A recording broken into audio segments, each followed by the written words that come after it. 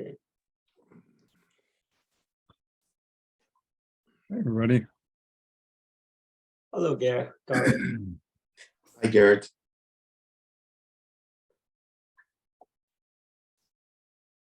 Michael, do you know how to remove people if they're Zoom bombers? No, I don't know how. Okay, no worries.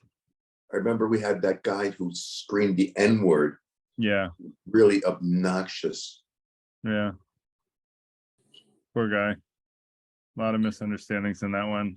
I'll guarantee he's suffering more than all the rest of us combined. Well, Oh, he has looks to like live we with have whatever. coming in. Yes, go ahead. He has to live with the demons and insecurities that make him do that kind of thing. Well, he's just, he's got so many, he's got so many misunderstandings about the world that he thinks that that's going to benefit him by doing that. And if someone is that confused, then they're sure to be suffering a lot in their life. So Yes. If they think that's fun, that means there's not a lot of fun in their life. exactly. When that's your idea of fun, the bar is very low for the idea of fun that you have. So Plus, when people like us have fun, we can share it with others. We can talk about the fun we had with others if they weren't there, and they can share with us. You can't share that. I mean, they do. The interesting thing is they have their own subculture where they do share it. And in their subculture, that kind of activity is acceptable. But it's a group of people who have those same misunderstandings about the world that lead them to live a very myopic life. And so, like, they have a validation, they have a cultural validation. And I don't want to go into the politics behind that, but there's a lot of public figures that are reinforcing that behavior is okay. And unfortunately, they stay in their echo chambers where their peers there validate their opinions. But I guarantee, they have lots of problems in their life that they don't know how to solve because they have so many misunderstandings about the way reality works that they're not happy people in general. And their communities give them the confirmation bias that they need to carry on. They feed their confirmation bias, and I have a saying for that, which is to feed the ego is to starve the soul. And that's what they're doing, is they're feeding the ego, which is the confirmation bias that they have, is their sense that what I believe now is right. And really what they need to do is feed the soul instead of the ego. Thanks, Well, we should get started. Meryl and Peter, for coming on video. It's nice to see you guys. Yes, so I was thinking we have some people coming in, and if anyone would like to start introducing themselves, their name, where they're from, and how about just I was thinking of what attracts you to tonight's topic, just very short. If anyone would like to get started. I'll begin. My name's Michael. I live in Pennington, New Jersey, which is maybe 15 minutes south of Princeton, New Jersey, right on the Pennsylvania state line. I find all of the Freethinker Institute talks interesting. And although I have no doubts about the importance and efficacy of vaccination, I'm interested to hear what other people might say, even though I might really disagree with it. It's in listening to people who disagree with us that we learn the most. Even if we don't learn to agree with them, we at least learn a lot by understanding their perspective. So glad to hear you're here to listen as well. My name is Michael and Sean. Sorry, Nadi, go ahead. Yeah, my name is Nari. I'm from Ottawa, Ontario. So I'm interested in the topic because it's so 50-50. You get people who want to have the vaccination and people who are opposed to it. And then you get the whole concept of the herd community being vaccinated. And sometimes you're excluded from attending certain events because now they call for the third booster. And if you don't have it, well, too bad, you can't go. So interested to hear what the forum has to say on this. Thanks. Thanks, Nari. Nice to have you here.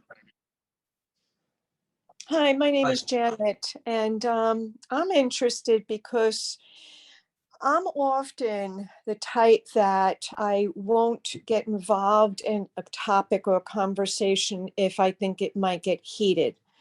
And this is one of those kind of topics people are usually extremely pro or extremely against.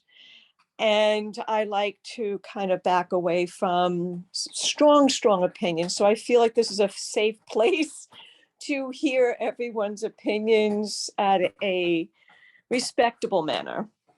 It should be, Janet, and if people are not respectable, they'll be warned, and if they're still not respectful, they'll be removed. So we're going to keep it polite here, and we're going to focus on listening to diverse opinions rather than shutting them down. So I am going to present, but then after that, it'll be about listening to people's opinions and perspectives. I'll present what I think is a very objective view on the topic, but you know, coming from you know, not having a bias in either direction in the beginning. So Sean, go ahead. Evening, everyone. My name is Sean. I live in Southburg, Maryland. I'm interested in all topics nowadays. I came to US 1988, long time ago. I never pay attention about anything, just focus on my study work. Okay. Only recent years I found I'm paying more attention about the American politics or social issues. I found that I'm a little worried about, okay, I worry about everything, maybe I worry too much. Today's topic is very interesting, just like some other issues. I don't know why we human right view things completely in different angle, okay? Like vaccine, to me, vaccine did great, I mean, for us. Without vaccine, like polio, smallpox, measles, would ravage our world, okay? So, however, some people still do not believe vaccine, especially some conspiracy theorists. They think the vaccine had a microchip in it, control people's mind. That's ridiculous. Okay, of course, the vaccine have a or every vaccine or medications, right, always have a benefit and risk. So is how you weigh benefit against risk. I believe vaccine. Okay, thank you. Thanks, Sean. I forgot to adjust the microchip one, so I'm going to see if I can do that quickly. Peter, go ahead. I live in far upstate New York, right near the shoreline of Lake Ontario. I'm very removed from the mainstream. I'm a retired guy, a science and educator guy. And I thought this would be a chance to connect and hear the perspectives of people who don't live in the woods like I do. So I look forward to it. Went to school in upstate New York, so in that general direction. So All right. I'm a Finger Lakes guy, so Me too. That's nice. Is that where you are, by the Finger Lakes? I'm up near Fairhaven. Oh, the wine in the Finger Lakes is amazing. So anyway, I'll digress for a long time if I don't let Richard go. So let me let Richard go.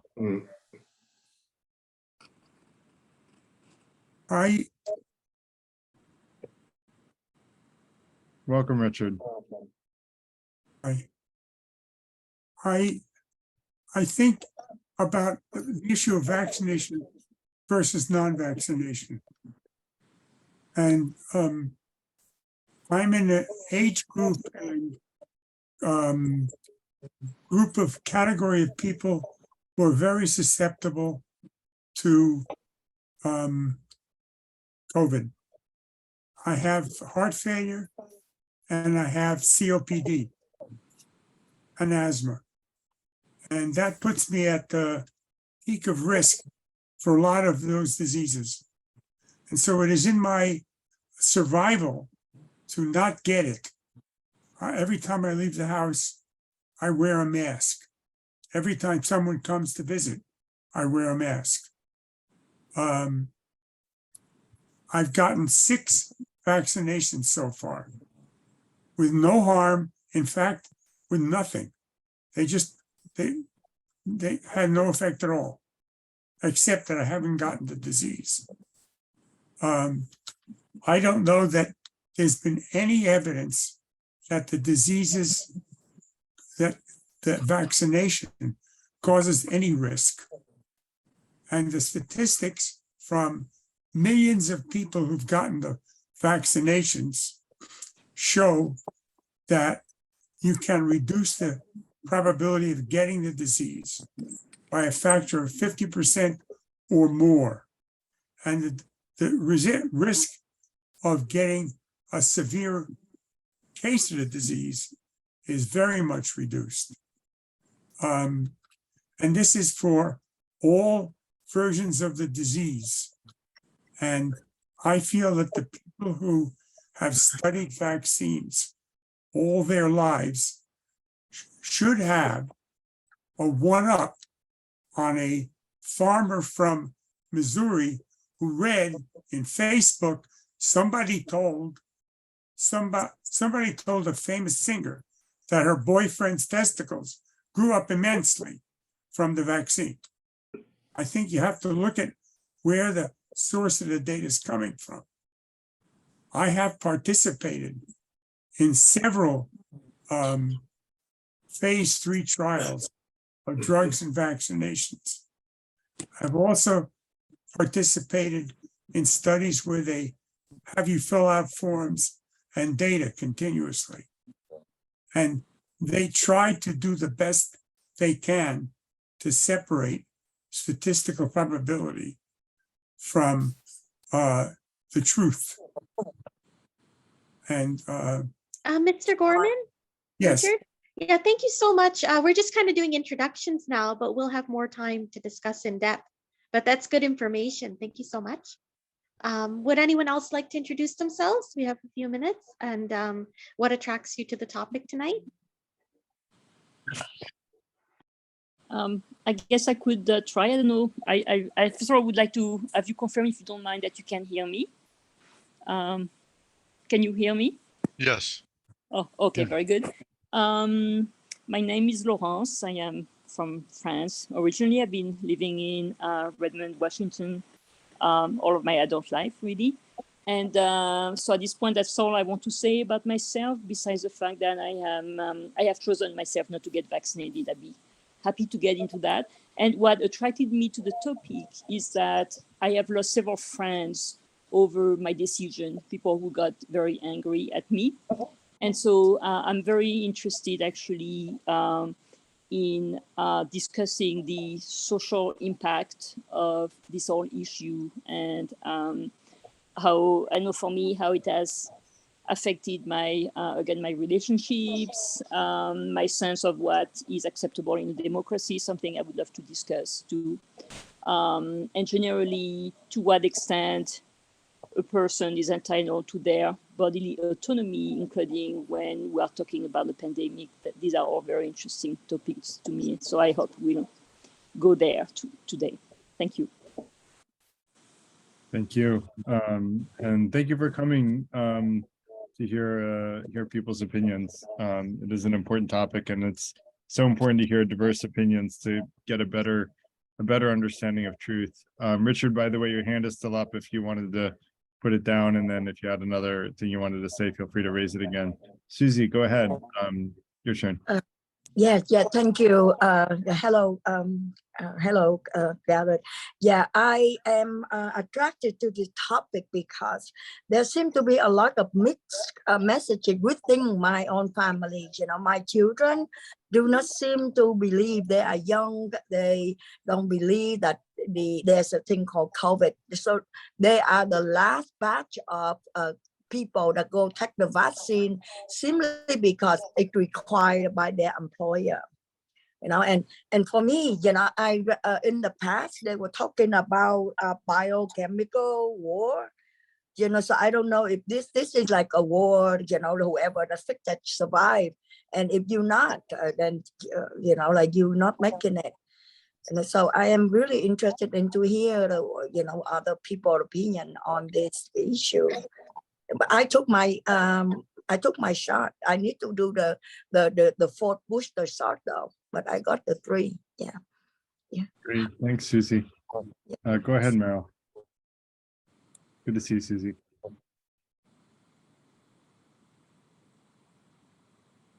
Hi, I'm Meryl. I'm logging in from New York City. I'm interested in having a discussion of this very controversial topic that is respectful and acknowledges that people are coming at this with different viewpoints, different experiences, different medical and health needs. It's important to realize that we're all different and that what works for you may not work for other people. So thank you for hosting this. Thank you for coming. And for coming to listen. Listening is where we learn the most. Just as a reminder to everybody, we don't learn anything by telling people our opinions, right? We learn the most by listening carefully to why other people form the opinions that they formed. That's where we learn the most. So let's keep that in mind. 2 ears, one mouth, right? Let's listen twice as much as we talk. It's a big group, so we'll be forced to do that, but listening with an open mind is key to, a key one of the 5 intentions of the Free Thinker Institute. So Austin, go ahead. You have your hand up. I just got in. Are we talking about our relationship to the vaccine, or what are we talking about here? Your reason for coming to the event tonight, your interest in vaccinate or not to vaccinate. That is the question of the night. Well, yeah, I mean, I saw the headline and I had to just pop in real quick. It's a really controversial issue, I find, and has to do with health. Health is a very personal thing, I found. The last 2 years with social media and I think there's been so much controversy as many opinions have been shut out, and philosophically, I don't find our science to have a lot of integrity or open-mindedness, and I find it very corrupted. So that is why I hopped on real quick, and that's it. Great. Well, thanks for coming. Don't make it too quick. Grab a glass of wine like I have right here. Enjoy yourself, and hope you enjoyed the event. And David, good to see you, my friend. Hey, good evening. So why did I come? Because I'm firmly in the pro-vaccine camp, and I hate listening to a very unsupported, I mean, it's a minority group of people who think you shouldn't be vaccinated. And I mean, you could argue we shouldn't be going on bridges because the people that build bridges are doing it for a profit. They say they're safe, and yet some bridges fall down. So should we not use bridges? I think it's a parallel argument to vaccines. The only difference is vaccines are more personal, but they've been around for 300 years. They work pretty good, and I personally have been fully vaccinated. And that's all I have to say right now. Thank you. No problem. Thanks, David. There are some contentions that I think people have with a few of your statements, in that vaccines have been around a long time, but mRNA vaccines are new, and so there's a lot of hesitation because that type of vaccine is new. But we'll get into that I didn't actually cover that in the presentation portion, so we'll cover that in the chat portion if that's one of people's concerns, because I didn't address that. Go ahead, David. There are always new medications coming out. Yes. For instance, the HIV meds, when they were new, people thought, oh, this will be worse than having HIV. And now the meds are so incredible that a lot of the people who are positive can take 1 pill a day, and the virus is no longer detectable. And it's the same with cancer treatment. Every year, and new drugs are coming out. So we shouldn't use anything. What's the argument there? Because it's new. Modern medicine is magic, and fear is a big motivator of mankind. That said, modern medicine, yeah, come on, Garrett. Modern medicine isn't magic. I mean, no, I'm saying that in a good way. you're, yeah, I think it's great. Like, I love modern medicine. Like, sorry, we've cured so many people from death. Like, it's magic in a good way. Like, I think technology is magic, and I'm a computer science major. I know how it works all the way from the AND/OR gates to like all the way up to what you see on a computer screen. I can build all that. So it's still magic to me, even though I understand how it all works. So I mean magic in a good way. So, I'm 100% agree. You know, an iPhone, a typical iPhone that so many people have, has billions of transistors in it. Yes. Unbelievable. And if you've ever, I don't know, you're a little younger than me, so you probably never dealt with individual transistors that are little cans with 3 legs sticking out. I did actually. Yeah. Oh, okay. I played with those in middle school. Billions in order to do what an iPhone does. It's just, to me, even though I understand it, and it is. Yeah, I build computers, and I still think it's magic. It is. It's a fun kind of magic. So Rachel, magic makes life more interesting. Rachel, your turn.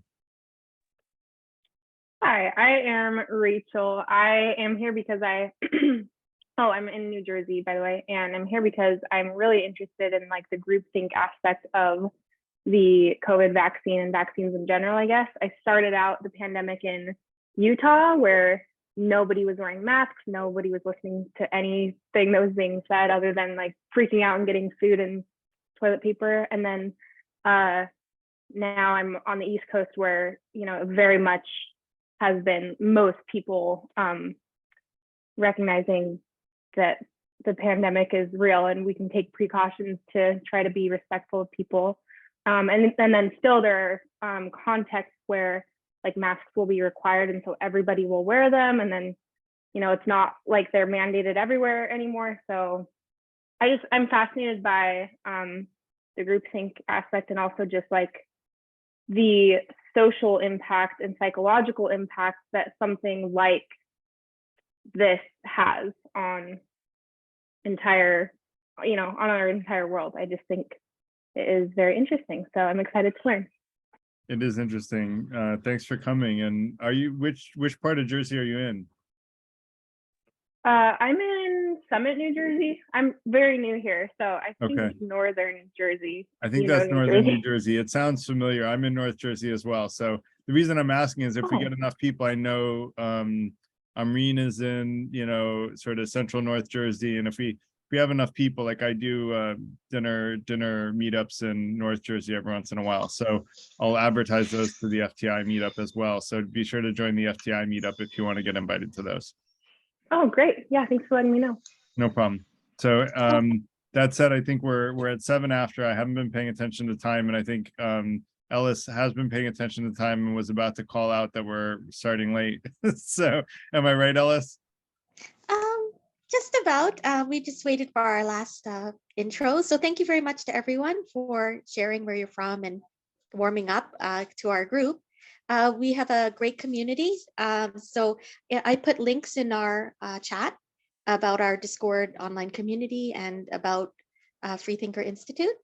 So should I start off by just reading the description of our event, and then you can start, Garrett? Or yeah, go ahead. And if you are open to introducing me, feel free to do that as well. Okay. So this is just from our description. So tonight is our Tuesday night Freethinker Institute meetup on Zoom. And our topic tonight, I'll just read it to you. It says, let's have an open-minded discussion where we use our critical thinking skills and publicly available data to decide when it does and doesn't make sense to vaccinate against COVID. Using a little bit of game theory and what if scenarios, we'll make plenty of time to take questions from the audience to address any concerns that may not have been presented. And a little bit our host, Garrett is a programmer turned award-winning software inventor turned entrepreneur. PlateRate is his company. His hobby is writing and discussing practical philosophy, and he does life coaching upon request. And he chooses to help people live happily and have moral lives. And he is the executive director of Freethinker Institute. And we aim to create a community that helps members increase happiness and decrease harm for themselves and for those they can influence. And Garrett will do a presentation. And then after that, we go into sharing, which is about 3 minutes per comment. So he'll let you know when that starts. Great. Thank you so much, Alice. Really appreciate the introduction. And let me share my screen. And a quick thumbs up or yes, I can see it. If you can see my screen. All right, I see thumbs up. So I'm gonna say we're good to go. Thank you, David and Peter. So basically agenda. I'm going to give a quick introduction to the Freethinker Institute. I'm going to talk about a bunch of things that I have heard about the vaccine. One person told me that the US is doctoring numbers, so I'm going to address that hypothesis. I'm going to address whether or not someone is safer when they're vaccinated versus not vaccinated. And take into consideration, another thing that I've heard is the threat of the vaccine itself, and that is really important to take into consideration. Is there is a risk when you take the vaccine. There's a mortality risk, and I'm mostly dealing tonight with mortality risk to make it a little more cut and dry, not with collateral potential complications, because that adds a whole nother level of complexity of like how big of a collateral impact is there, or how big of a non-fatal impact is there. And so I didn't want to get into that because I felt like it would digress us a little bit. And so I kept mostly focused on the numbers around mortality rate, meaning whether or not you die from taking the vaccine, from getting COVID, et cetera. So we're going to talk about whether or not someone is safer vaccinated or unvaccinated, also considering the threats of the vaccine itself, which does have a risk, which is very carefully tracked. And then we're going to talk about when the COVID vaccine is dangerous and what you do in that case. We're going to talk about the big COVID risk factors. We have an at-risk person tonight, and thank you for coming, Richard, and for sharing your story. And then we're going to talk about the hypothesis that COVID vaccine is the mark of the beast from Christianity. And we'll talk about that hypothesis. And I forgot to include in the agenda, but I did add the Bill Gates microchip hypothesis in here as well. And I'll address that one too. And then we're also going to talk about whether or not it's important to stay boosted from the COVID vaccine, if we agree that it even makes sense to be vaccinated in the first place. Then the next question is, does it make sense to get boosted? And David made the comment that it's a small minority of people that are anti-vax, and actually, like statistically in the US, that's true. I think about 70% of people are vaccinated, but actually only about a third of the population is fully vaccinated, which means boosted up to the current levels of vaccination that are possible. So that actually puts people that are boosted into the minority, which is interesting. And so I wanted to really tackle this problem with a very objective view. I try to do that with everything we do at the Freethinker Institute, is like put all of my personal beliefs and bias aside and just look at the numbers and the data and interpret it with good faith, at seeking truth, being the best version of myself, and being fair, which is what the first intention of the Freethinker Institute is about. And so that's what we're going to go through tonight, is my analysis. I spent many hours pouring through numbers and creating Excel spreadsheets that practically crashed my computer. Luckily, I have a lot of memory, so I managed to get through it. But let me start with what the Freethinker Institute is about. We want to be a warm, open-minded community that helps people in both personal and professional development and growth. And we want to maximize happiness and minimize harm, as Ella said. And we want to embrace diverse ideas. And so this is a place where everybody can share whatever opinion they want. If you're very strongly pro-vax, if you're very strongly anti-vax, we want you to feel comfortable sharing your opinion, and no one is allowed to say you're wrong. We're allowed to say we disagree with you and this is why, but it's not up to us to say whether or not someone else is wrong. In the Freethinker Institute, it's up to each person to come to their own conclusion based on their own ability to reason And we want to teach people to rely on their ability to reason more effectively rather than to tell them what to think. And that said, we want to create a world where everyone makes enough money that money no longer buys happiness. That's about 100,000 USD a year in modern USD dollars. According to when the study was done, it was about 75K a year. And we want transformational personal and professional growth and to spread good ideas, basically. So our online community, Ellis has shared, and we would love for you guys to join. We have great conversations in there. Sometimes those do get heated, although most of the time they're very polite and intellectually gratifying. So hope you guys will join for the online community throughout the week.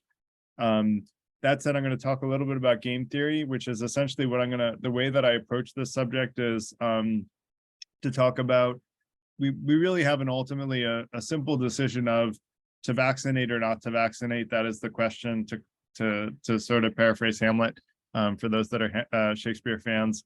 And basically we're going to look at the numbers of if you vaccinate or if you don't vaccinate, with all other aspects considered, between the vaccination and the non-vaccination decision. And then we're also going to add on to that, I forgot to add back to the slide, is if you fully booster or not. And so there's don't vaccinate, vaccinate but don't booster, and then there's fully boosted and vaccinated.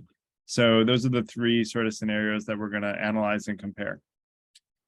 So first of all, when I talked with one of my friends about this, who is very anti-vax, she said that the US is doctoring their numbers. So I basically said I need to do a global look at vaccination and mortality rates and see whether or not the US numbers are completely out of kilter. I will tell you what I found is that the North Korean numbers were out of kilter because they had actually 6 deaths per single infection. Now, how is that possible, you might ask? How do you get 6 people dying from one infection? Well, it doesn't make logical sense. Not much in North Korea makes logical sense. And what it comes down to is they probably don't want to admit as many people as have coronavirus, or they're just not testing people. And so they don't want to admit the number of cases they have, but they probably can't hide the deaths because there's body bags and there's independent people that can validate these things. So, but in general, there was, if we look at the broad categories of mortality rates, we'd look at lower middle income, high income, low income, and upper middle income countries. And roughly the mortality rates were between, 2% and 3%.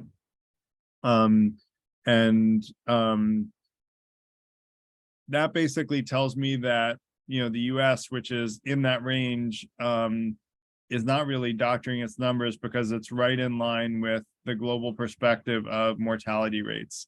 So I sort of said, the hypothesis that the US is doctoring its numbers doesn't make sense. The other thing to keep in mind is that the level of conspiracy theory that you would need to have is so great that you would need, the hugely vast majority of people that are involved in COVID tracking to be in on that conspiracy. And there's really no, motive for those people to be in on a conspiracy about COVID, which is one of the big questions that I ask in this game theory hypothesis is, what are the motives for people? Because if someone doesn't have a motive for something, they generally don't do it, right? People don't just randomly create fictitious information or, lie blatantly for no reason whatsoever. People usually have a motive for their reasons for doing things. And so that's another thing to take into consideration. When you look at individual countries as a whole, about the number of confirmed cases and deaths, it's a little bit more diverse than the prior one, which looked at the broad categories of the 3 socioeconomically stratified types of countries. But you still end up with the US being, roughly within a normal case. And you also notice that there is a lot of diversity, but it's not, there also is a lot of diversity in the types of government and the level of trust in governments. And like we talked about with North Korea, we can't really trust the North Korean government to accurately report COVID statistics. So they don't accurately report very much outside of their own internal government, quite frankly, not even to their own people. So that said, I've also heard people say that the most number of people that are dying are vaccinated. And so they say, well, if most of the people dying are vaccinated, doesn't that mean the vaccine is dangerous?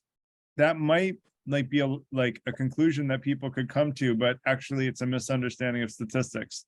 The truth is, if you actually look at the portion of people that are vaccinated is much higher. So if the vast majority of people are vaccinated, it actually sort of makes sense that at some points in time that more people that were dying are vaccinated because so many more people are vaccinated. But really what you want to look at is the risk to you as an individual about whether you're vaccinated or not vaccinated. And so that's what this chart below does, is it says, what is the risk of death for 100,000 people? Like how many people die? This is an average weekly rate, so that's why the numbers are not commensurate with the 2 to 3% death rate, or mortality rate, I should say. And so in a week, unvaccinated people are hugely more likely to die than vaccinated, who are also very significantly more likely to die than people who are boosted, more than twice as likely to die. So if you look at the statistics in the way that looks at you as an individual and what your personal risk is of dying if you have the vaccine or not have the vaccine, this is what the numbers look at. Now, we have not taken into consideration yet the risks of taking the vaccine itself. We will get to that before the end of the presentation. So what about if I'm severely allergic to the COVID-19 vaccine or severely immunocompromised? If you take a first shot of the vaccine and you have a bad allergic reaction, or if you're immunocompromised and you're not a good candidate for getting the vaccine, there are a bunch of questions asked about before you take the vaccine that say whether or not you're eligible for it. If you don't pass based on those things, there's something called Evusheld, which you can take as a by the way, Austin, sorry, we save all questions for after the presentation. So if you don't mind just taking a note with your question, and then we'll definitely get to it. We'll have plenty of time. My presentation won't take too long. It'll go pretty quick. And so for anyone interested, I am going to share the slides. After I present, I'll stop the screen share and I'll share the slides with the group so that anyone that wants the links can use them. And so Evusheld is a way to protect yourself from coronavirus for those that are, highly allergic against the vaccine and still want protection from COVID, because those, if this very high mortality rate compared to vaccinated and boosted makes you feel uncomfortable with being unvaccinated, then, and yet you're not a good candidate for the vaccine, then Evusheld can be an alternative. So when we look at total number of deaths from COVID-19 based on age group, we notice that it's people over 50 that are the most vulnerable. It's the very vast majority of deaths that are coming from the older people in the population, the most knowledgeable, the most wise. Although I like to say age is an opportunity for wisdom. Some of us take advantage of it and some don't. So age does not necessarily mean wisdom, but it gives us the opportunity to be wise. I highly encourage everyone to take advantage of that and seek wisdom, because that's a great thing. Spiritual growth and development, I would argue, is one of the meanings of life. And so it's a good thing to go after. And so this means that some of our most skilled and knowledgeable people die way more often of coronavirus. So that's just something to take into consideration. Age is the largest factor in terms of mortality risk in coronavirus, but there are others. And there are a lot of other factors. And I have a link here to the other factors that make someone more vulnerable to coronavirus. Richard mentioned a bunch that he, a bunch of, areas which made him more vulnerable. Thank you for that.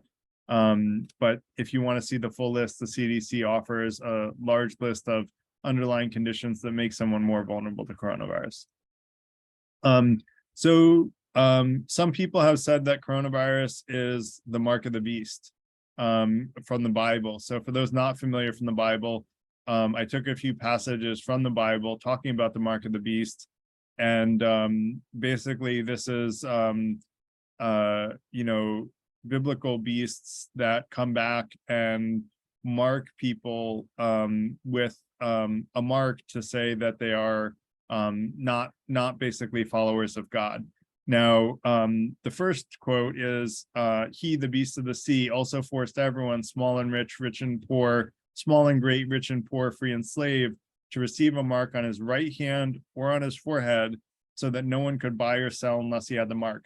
So first of all, nobody was prohibited from buying and selling. You may not have been allowed to go into a restaurant, but you're still allowed to buy and sell on the internet. You're still allowed to buy and sell houses, lots of stuff that was still allowed to be bought and sold. And the other thing is that a vaccine is not a mark on the right hand or the forehead, right? It's in your left or your right arm, but it's not in the hand or the forehead. So that doesn't really jive with being the mark of the beast. The other one is, if anyone worships the beast and its image and receives a mark on his forehead or right hand. So I covered that. The vaccine is not on the forehead or right hand. So here's the other thing is that I heard that there are microchips from Bill Gates and the COVID vaccine. So actually it's good to know, someone mentioned earlier about where this information comes from. It's always good to know where the sources are. The head of the Russian Communist Party said at one point that globalists supported a covert mass chip implantation, which they may at some time resort as a mandatory vaccination against coronavirus. Now, he didn't mention the name of Mr. Gates, but Roger Stone said that Bill Gates and others were using the virus for microchipping people so that we can tell whether or not they've been tested. Well, why does Bill Gates care if you've been tested on coronavirus? Like, what's even his motive for caring? And even if he did care, there's actually no known technology that will allow nanochips to have a far enough range. I'm a computer science major and technologist. I built microchips, and there's no known technology that will allow a nanochip enough range for anyone outside of the body to detect anything from those nanochips.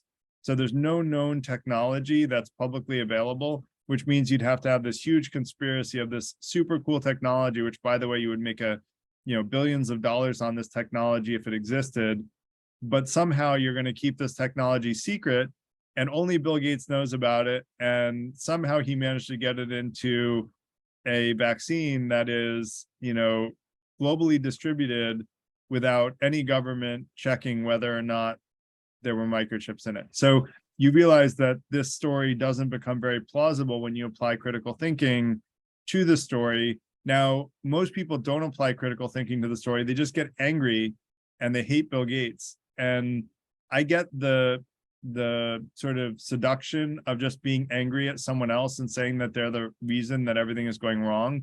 But that's not really the right answer, right? Finding a scapegoat and finding someone to blame is not the way that you solve your problems. Finding the root cause of the problem is what critical thinking is about, and finding the real root cause of the problem so you can solve that problem at its root cause is what helps make you and the people around you happier and reduces the harm that you and the people around you experience. So other quotes from the Mark of the Beast, I put the Bill Gates thing in. I did this during the event because I realized I had the microchip thing left out. So I saw a beast rising out of the sea with 10 horns and 7 heads and 10 diadems on its horns and blasphemous names on its heads. The beast I saw was like a leopard, and its feet were like a bear's, and its mouth was like a lion's mouth. Now, so far as I've heard, there have been no accounts from any news sources that beasts that look like this have come out of the sea. And if they haven't, it's not yet end of times, Christians. It's not yet end of times. And so while I love Christ's messages, and I think I would be considered a Christian by many, many ways of looking at it, the Bible is very clear about what the beast looks like, and you don't get the mark of the beast without the beast. So, without any, possible ways of the beast having been detected on Earth, how can we think that this vaccine is the mark of the beast? So that said, I'm going to give a quick summary. And in this summary, I'm going to basically include the chance of death, the mortality rate basically of 1 million people per million people of unvaccinated, and the vaccine death if you vaccinate and boost.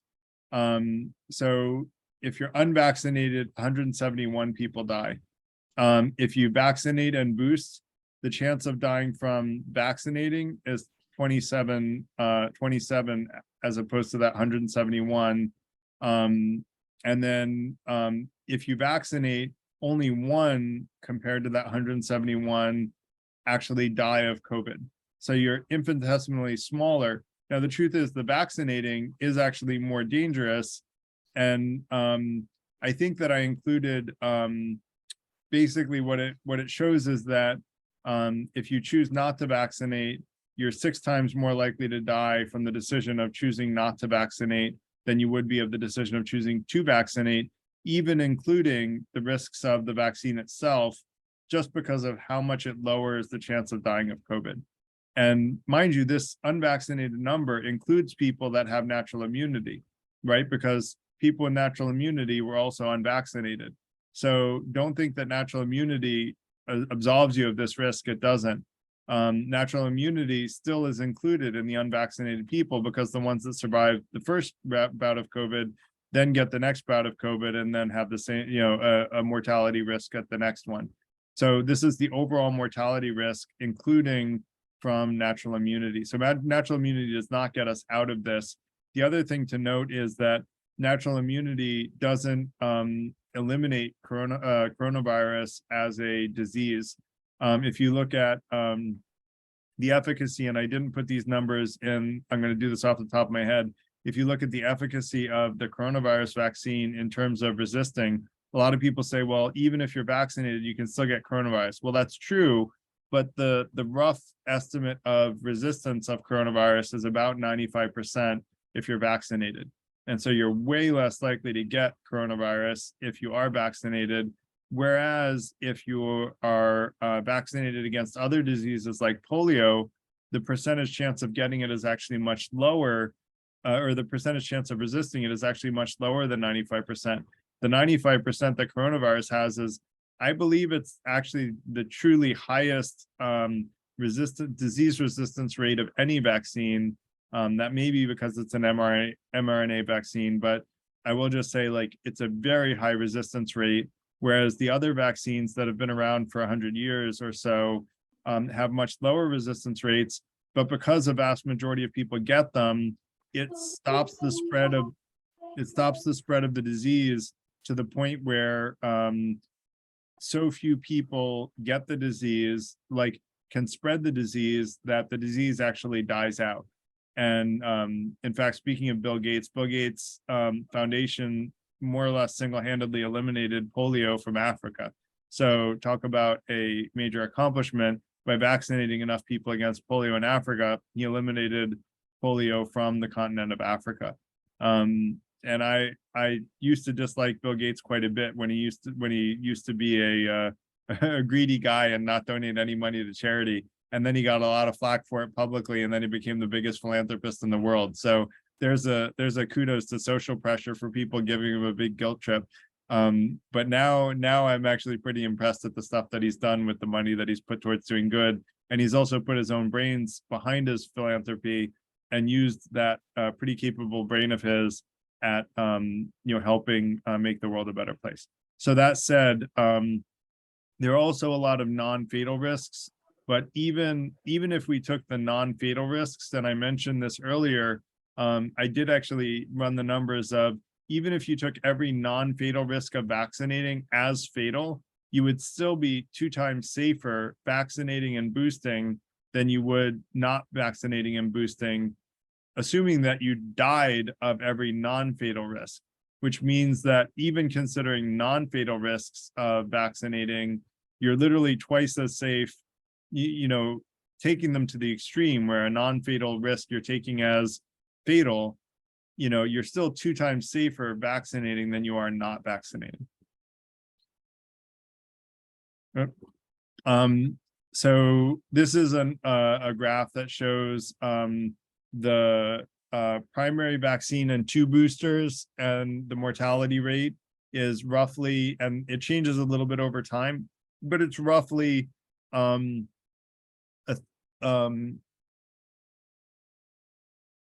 little bit under a third if you're fully boosted versus just getting vaccinated. You're pretty much a third less likely to die. So, and if you've gotten the first vaccine and you didn't have an allergic reaction to it, the chances of having an allergic reaction to a future one are infinitesimally small. Like, it's very unlikely. You're usually going to get that allergic reaction to the first time you get exposed to the vaccine. So this I found a really interesting statistic. Especially, it was actually a member of one of the meetup groups, and her comments unfortunately were deleted, which I felt bad about. The organizer said he didn't delete them, so I don't know why they got deleted, but she was the one that pointed out to me that only roughly a third of the population is currently boosted. And that's what made me pull up this graph to show, you know, being fully boosted really does make a big difference. I mean, it, you know, more than halves your mortality rate by being fully boosted. So highly encourage people to either fully booster or share with us in this event why you would not want to vaccinate and fully booster, which I'm very open to hearing. You know, having an open mind, like I said, is one of the 5 intentions of the Freethinker Institute. So I will listen to all of you with an open mind. You can see where me looking at the data sent me is in favor of vaccination and boostering, because it just seemed like the mortality rates are higher, drastically higher actually, by not vaccinating, and the risks of vaccinating are very low and much lower than the risks of not vaccinating.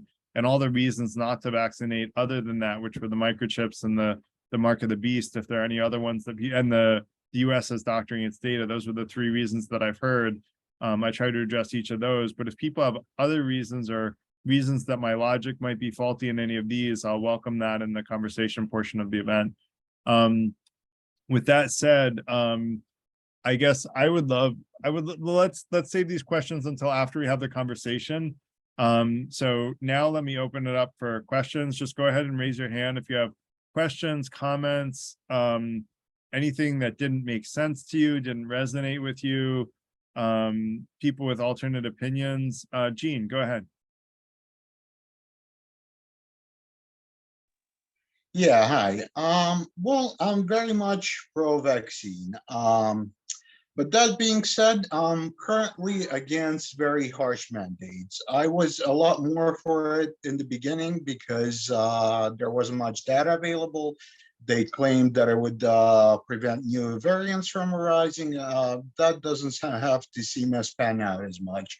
I'm boosted. I have the latest bivalent one, and for me at least it works great because few members of my family had COVID, and my mother was actually staying with me when she got COVID, and I didn't have any symptoms whatsoever. So I'm definitely a believer. As far as the doctoring data, I think there was some, I wouldn't call it doctoring because that implies, you know, they were trying to trick somebody.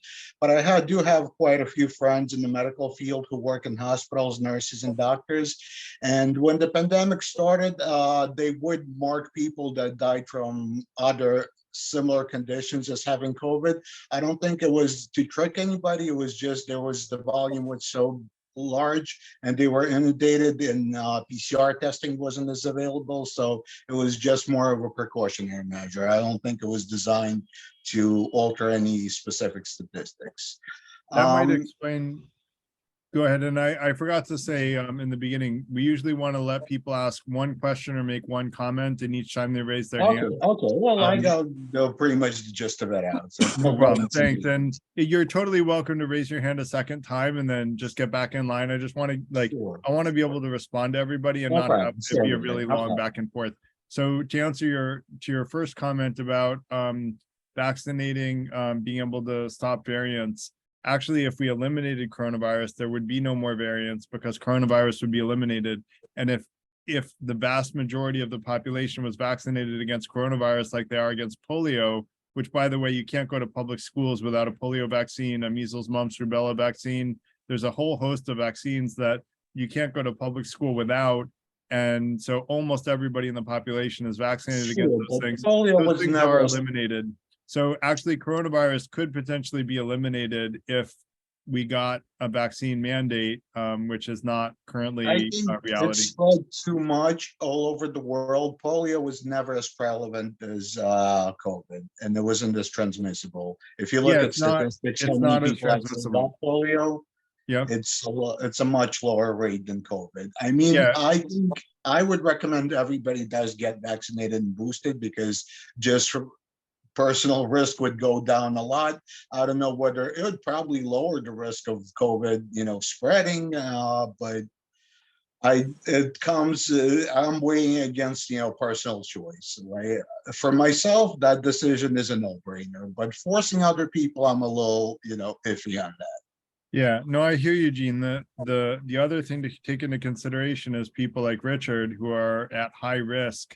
And I guess I see the social good of everybody vaccinating as not only defending themselves, but also defending other people by spreading the virus less often. I think it would be a good idea, yeah, but I don't, but forcing people, that's where kind of, I need a little more data to go on before I would back that. Got it.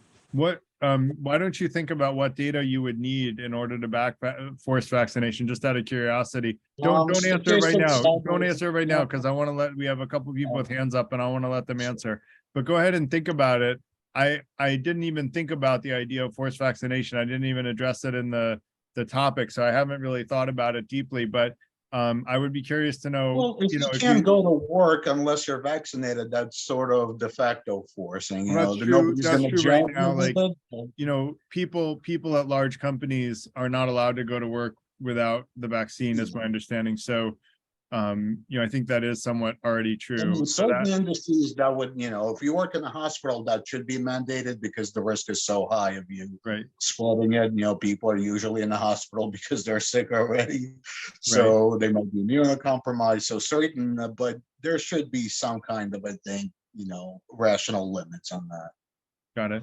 So Richard, why don't you go next? I believe in the theory of evolution. I was a PhD in aerospace engineering, but a minor in math, and statistics is included in that. And the conclusions that you get if you model the transmission of COVID is that we're going to keep getting new variations of the virus as long as it keeps propagating. If you could stop everybody from developing the disease, there would be no more variation. And therefore, that final vaccine would do the job. And the other thing I wonder about is where you got the number of 27 per million dying from the vaccine. I think that was like a weekly number rather than an absolute number, Richard. So I apologize for that. I noticed that when it came up, but it was proportional to the per 100,000, but I don't think it was in absolute terms correct. So thank you for pointing that out. But what I did is I looked at all of the mortality risks of taking the vaccine, and the sources are in the presentation, by the way, so you can go to the sources. I'll actually let me share the presentation here, and people can go to the sources in the event. But yeah, the sources are all in the presentation. So I'll share that for you. But you're right that there was something wrong there, because the numbers were too low. The overall mortality rate numbers were too low for the 2 to 3% mortality rate that we see. So there was a time series off. But I was more looking for like a comparison of if you take the vaccine versus if you don't take the vaccine, what is the proportion of mortality risk? Does that make sense, Richard? Do you mean mortality risks from all causes? From dying of coronavirus versus dying of the coronavirus vaccine. So those are the two causes that I'm taking into consideration. So if you don't vaccinate, what's the mortality risk of dying of coronavirus? If you do vaccinate, what's the mortality risk of having taken the vaccine and coronavirus added together. I don't understand how that. Are you So- saying the people who are vaccinated then catch the COVID and die from that? Correct, which is very low risk, very low risk, Well, lower. very low. It's extremely low. Yeah, if you have the COVID vaccine, then you're at very minuscule risk of dying of COVID. Well, you showed a factor of 1/7. So if I go back to the number, let me pull up I'll pull up the actual data, and we'll let Peter go, and then I'm going to come back to it after we've let Peter and possibly Rachel go. Before I don't want to answer you before I've actually looked at the source data. So Peter, why don't you go next? Just very briefly, I'm in my first degree is an Ivy League biology, anatomy and physiology background. There's some fallacies that most folks have been told, including that you can eradicate a virus, and that vaccines have done that. That's not actually true. Polio, if you want to use that as an example, was arguably more stamped out by modern sanitation coming to Africa and impoverished areas than the vaccine. The vaccine actually came in after the fact, if you look at it on a timeline. The other thing I would ask is that everybody ask themselves, how many of your childhood vaccines did you receive and not feel protected by? If the vaccination, if this so-called vaccination protects you, then as a debate topic, this was really kind of a moot point, because if a person who's received the shots is protected, then there shouldn't be any concern on their part about working alongside or traveling in an elevator with someone who hasn't received the shot. Because that vaccine, if it is truly a vaccine, should shield you, and you should be personally protected, and theoretically lower the transmission rate. So Peter, I also have an Ivy League degree from my undergrad. And I think you actually have perhaps a possible misunderstanding there. So I just posted a link showing things that we don't have to worry about because of vaccines. And I'm pretty confident that there have been, and I don't have the time to fact check it during the event, but we can do it afterward and talk about it in the online community. I'm pretty confident that some of the things that have been vaccinated against have, smallpox, that's the one. It has been completely eradicated from Earth. Well, except for labs. Labs have smallpox, but you can try to find a source of natural occurring smallpox in the last 2 decades. Post your source in the chat, but my understanding is it's been completely eradicated. So again, the other I forget the other thing that you said that I wanted to comment on, but go ahead and respond to that. Virologists can't even tell you where viruses are sourced from.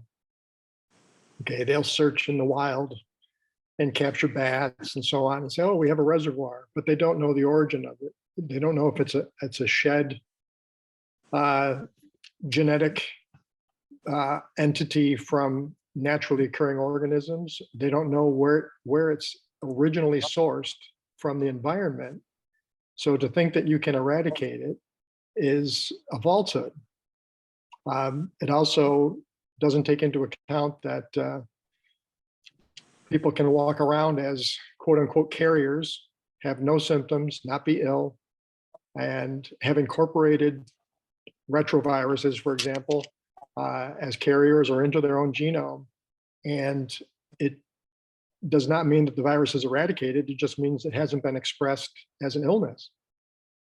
So if someone else has a compromised system, it could be an illness. The last time smallpox has been seen in a human was 1975. Is your hypothesis that smallpox has not been seen in a human since 1975, but it's still moving around the earth secretly amongst other things and may come back to humans at some point in the future? Is that your hypothesis? Certainly.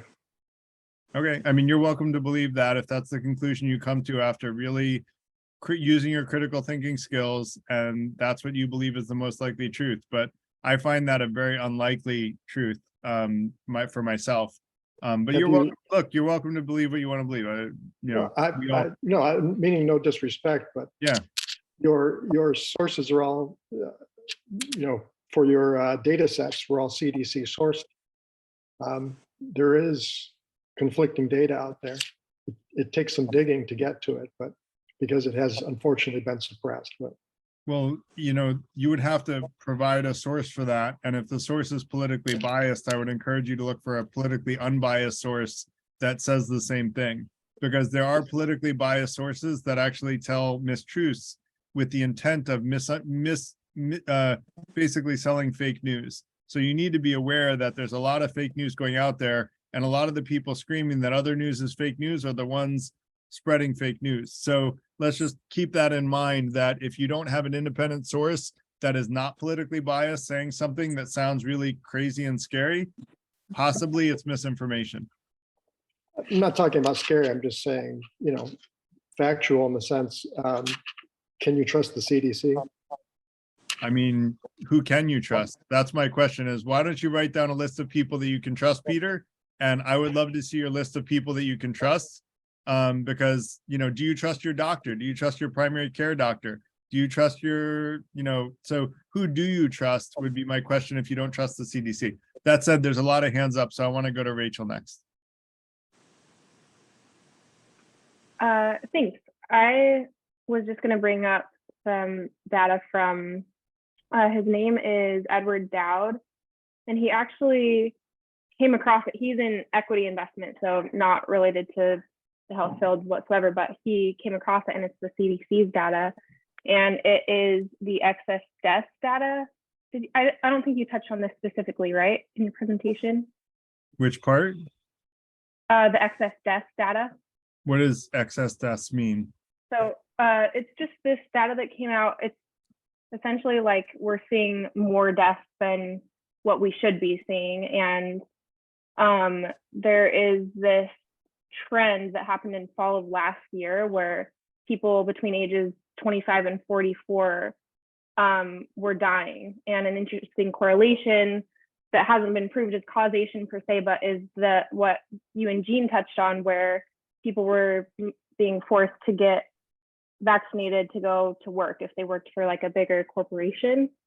So I guess I'm just curious about, like, if you would acknowledge that data. I could try to post something in the chat. Yeah, and also post the link and I'll look at it and I'll follow up with it offline and share the results in the online community. I have actually, now that you mention it, I didn't remember that hypothesis, but I think I have vaguely heard it, but I only heard it like one time from one person, so I didn't know it was a prevalent thing that people believed in, so I didn't look at it carefully. So I'll look at it more carefully.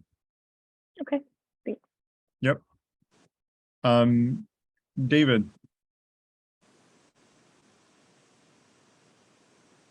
Yeah, I was just, I was gonna say, if you hope to eradicate COVID, you're dreaming, because the common cold and the regular seasonal flu, they're ongoing. And the COVID vaccine is primarily to lower the incidence of serious illness.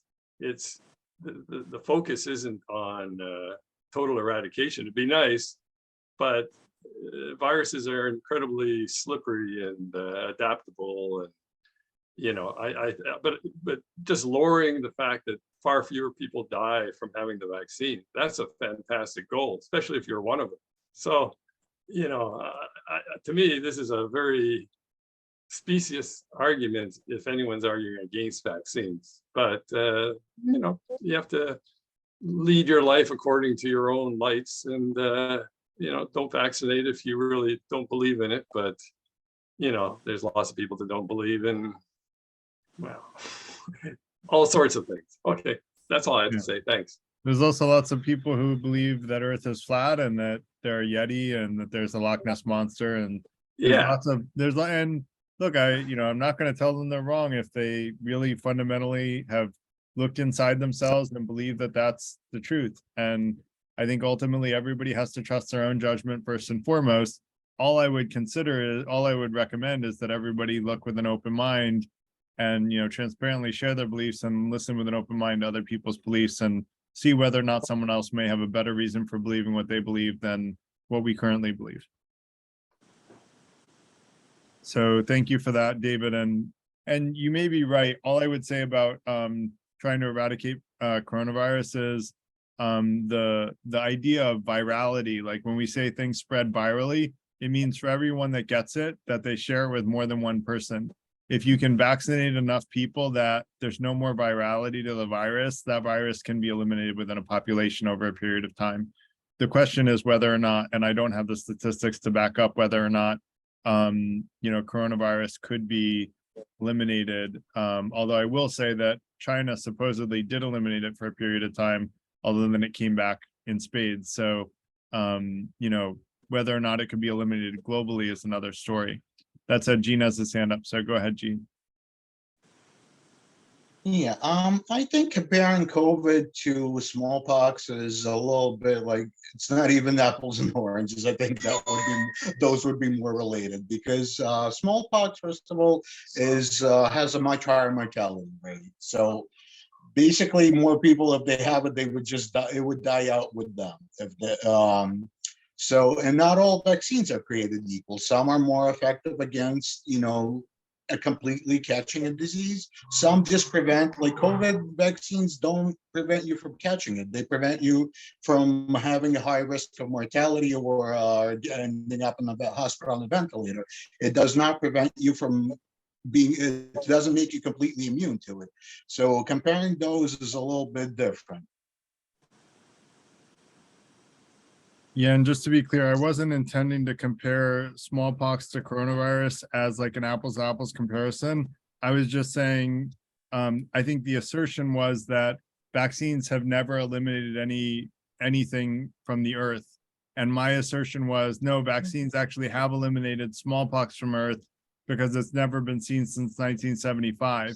And so if you haven't seen a disease for, 20, 30, 40 years, like, I'm going to believe that it's gone off the earth, except for in labs. Like government labs do have versions of smallpox, but maybe some Amazonian uncontact tribes might have it or something, but yeah, it's no longer really a problem. I mean, people interact with Amazonian tribes, right? So even if the Amazonian tribes had it, it would eventually get out. Just an extreme example. I mean, there could be some. I'm just saying, like, and again, that's why I said if he wants to believe that it still exists on Earth, he's welcome to do it, like in the wild. But I don't think it's a problem anymore. Yeah, I'm not worried about that. I'm going to worry about other things other than smallpox.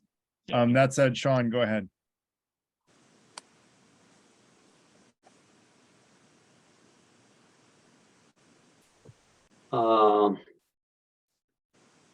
I had my first flu shot in 1998. Before that, I never thought that flu or just like cold that a big deal. Since I'm healthy, good shape, I never in my mind that flu was a big problem. Strangely enough, okay, in 1998, after the flu shot, I got flu, okay. And I, of course, I can use this to tell people vaccine no good, okay. Look, I never had a vaccine before, I'm okay. Just right after I had a vaccine, I got flu, right? Well, if you look deeper, right, flu virus mutate every year, a different strain. Maybe in my case, that year, new strain did not include in that flu shot, so I got it, okay? This is why we have to know this special case or general case. And also, like how you present the data was a big thing. Say, I just talked to Austin. Say, Austin think, okay, Mongolia, they had a, because they basically like a herd, sheep, those things. So people living in that life maybe naturally immune to vaccines. Actually, it's not, okay. Even I just did a little Google. Mongolia had about 1 million people infected. Compared with US, right? That's the last one. US has 100 million, right? People would you can use this and say, okay, Mongolia only have 1 million people infected. US have a lot. However, we need to look at the population. US population is 100 times bigger than Mongolia, okay? So the infection rate, Mongolia and US the same. However, death rate US much higher than Mongolia. Why? That's also science in it. I'm sorry, US have much higher obese rate, okay? And also have higher aging people or some people with health problem. So our death rate much higher than Mongolia, okay? It's not because of vaccine, right? You cannot say because US have vaccine, we have same infection rate or we have more people die. You can use that to argue, say vaccine do no good. But we need to look deeper, okay, right? We have more obese people. We have so many people have heart disease, diabetic, a lot of problems. Mongolian people, the herd people, right? They work a lot, they're in good shape. Even though they're infected, the death rate is much lower than the US, which makes sense, right? Right, I'm done. And thank you, Sean. Oh, one more thing, but I'm absolutely believe science. I think vaccine is a wonder. It's God given to help of humans, okay? Without a vaccine, so many things, simple things, smallpox, measles, polio, I don't know, it's probably ravaged the world right now, okay? There's no way we deal with it. So I believe vaccine.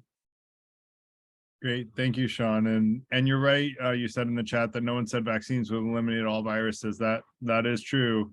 I think it will, it could potentially eliminate some, but I think that it has eliminated smallpox, in my opinion. But I realize there's a difference of opinion from some of us on that. But I think that some diseases have been eliminated, but not all. And I don't know the numbers to know whether or not coronavirus is able to be eliminated from the vaccines we have today, although maybe we can get a better one in the future. That said, Lawrence, go ahead.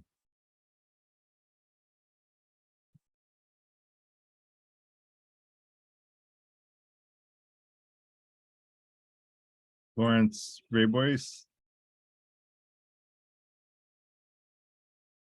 We can't hear you. I don't know if you're talking. I'm going to go to Richard and then Lawrence. If you can try to troubleshoot your audio, try to go to the zoom.us menu and go to preferences and play around with the audio settings and just make sure your microphone is set to the right mic and try testing the mic and make sure that the volume goes up. Richard, go ahead. My grandmother died of diphtheria. Amongst the shots that children get now in the DPT for one, which is diphtheria, pertussis, tetanus, and something else. You hardly ever hear of people getting diphtheria. I hardly ever hear, the only time you hear about pertussis is when someone gets it. There was an epidemic in California because people in the 70s and 80s stopped vaccinating their kids against pertussis. I personally have had it twice, and it was terrible. And I've gotten my DPT. But you can eliminate a disease if you can just make sure that enough people are vaccinated and not susceptible, such that during the course that one person has the disease, the people he comes in contact with are not enough to transmit it to anyone who's susceptible. It's called the propensity of transmission. And that's how vaccines work, even though they're not 100% effective. You don't hear about people dying of tetanus, very occasionally. You very rarely hear people dying of rabies. You don't hear of people dying of pertussis except in small religious groups that don't take any vaccines. The same thing for polio. So there is a observed relationship between non-occurrence of the disease and vaccination.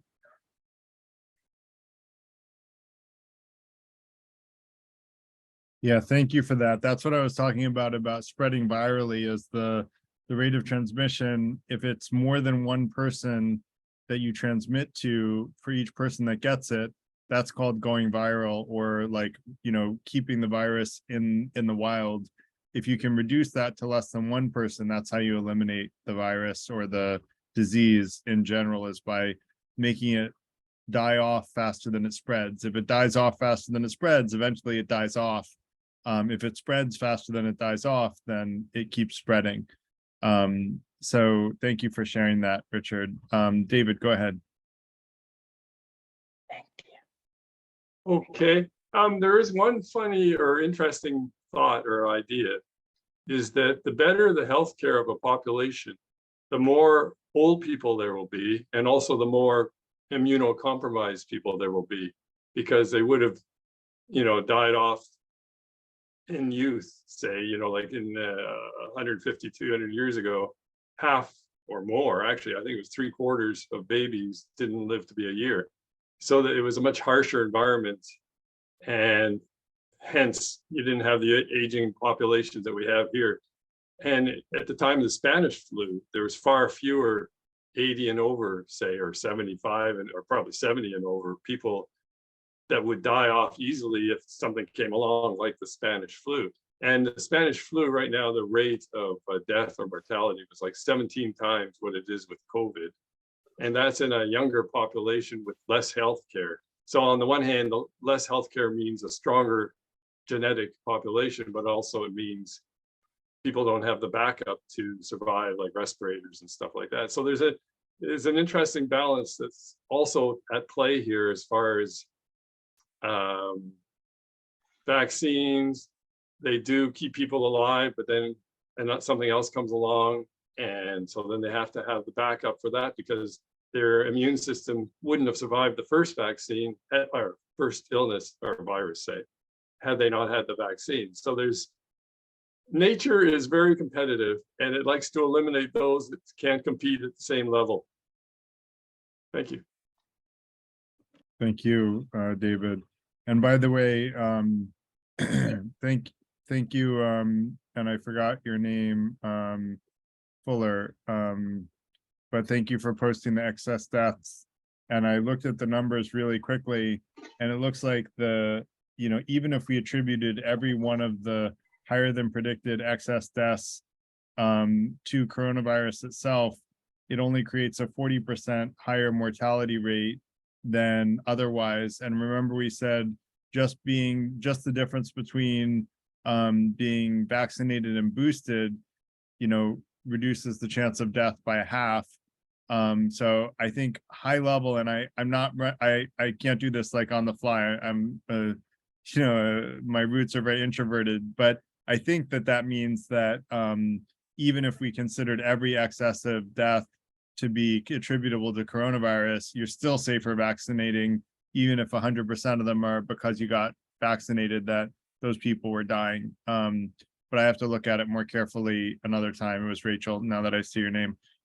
So sorry, I forgot your name. I just remembered the last name for some reason. I don't know why things stick in my brain and don't. Susie, how are you? Tell us what your thoughts are. Thank you, Garrett. Yeah, I thought that we developed a pill or a pill for the COVID. Have we received?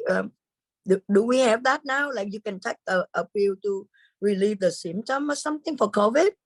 I don't know if I forget what it's called. The alternative to COVID is, I don't know if that's a pill or not. Yeah.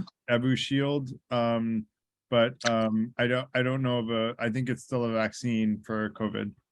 It's called Paxlovid. What's that? Paxlovid. Oh, yes. Paxlovid? Yes, thank you. Thank you, Richard. My neighbor, she took that. Yeah, Paxlovid. Yeah, she mentioned something like that, right? Does that do the work? Does it help? But she's young, so she just resting like for 14 days from work, and that she's taking that. But at the beginning, I remember that COVID is just the spread of it is so important. It's attacked the vulnerable immune system of us. Like if we have something, if we're not fully healthy, then it will attack that part.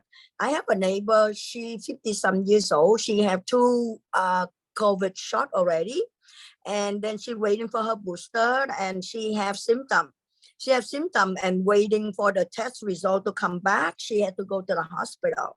And, they said that once you're on the respirator, then you don't get off, So, and then for me, I have symptom, and with the test at home, it's so negative. I call my doctor, went to the doctor test, it's still negative. Just recently, like lost sense of smell, I have running nose, low rate fever. And she said that it's just a cold. So I don't know if that's a variant of COVID, because, the COVID test is only to detect COVID.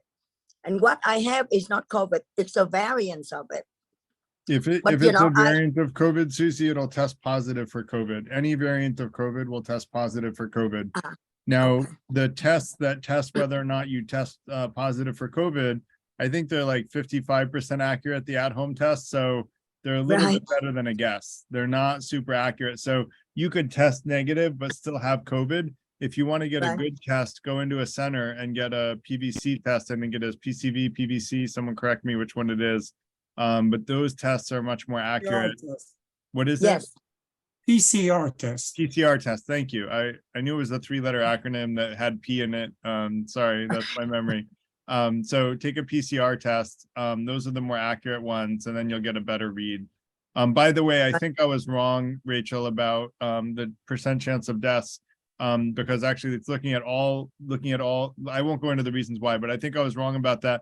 But the other thing that I noticed about excessive deaths is that the trend of having a higher excessive deaths happened in 2020, 2021, and 2022, but not 2022 to 2023. So that's an interesting observation, because people have still been getting, maybe it was the original vaccines that caused the problem. Maybe it was something else. Maybe it was natural disasters. I think, they only show on the CDC site, back to 2018. And so it makes it look like it's a very clear pattern, but I don't know, all I can say is that whatever the trend was, it seems to have gone away, the excessive deaths. So that's an interesting thing to note. But I think my prior statement, I'm going to correct, and I think that I was wrong, but again, that's not with my introverted brain, which is the better one. Neri, go ahead. Yeah, thanks. I just have a question. Yeah.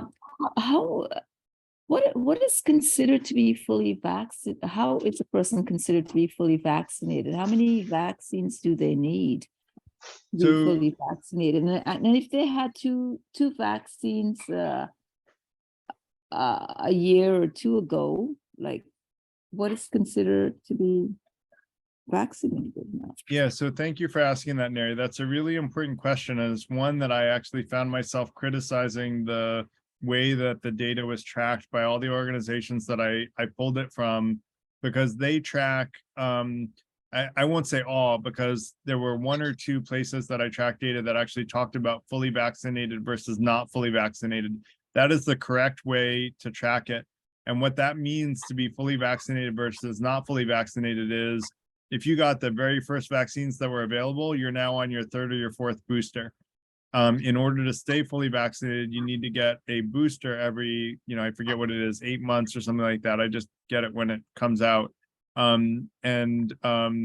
In order to, but if you never got a vaccine, but you just got a vaccine for the first time like a month ago, you are fully vaccinated because you just got a vaccine. What happens is the vaccine, the mRNA in your cells, degrades over time and is no longer as strong. And so it's not as good at fighting against coronavirus. So you get a booster to boost the mRNA to fight the coronavirus.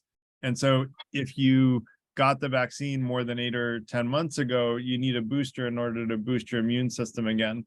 And so what fully vaccinated means is that you have gotten a protective dose of anti-coronavirus mRNA vaccine or booster within the last 8 months, roughly. I'm going to guess, and someone could correct me if they remember the exact time at which a booster and the vaccine starts to wane off and they recommend a new booster. But it's something like that. So the vaccine itself protects you for about a period of 8 months. So it does protect you for longer than that, but its effectiveness wears down. Just like if you get coronavirus itself, your natural immunity will wear down over time as well. So does a vaccine.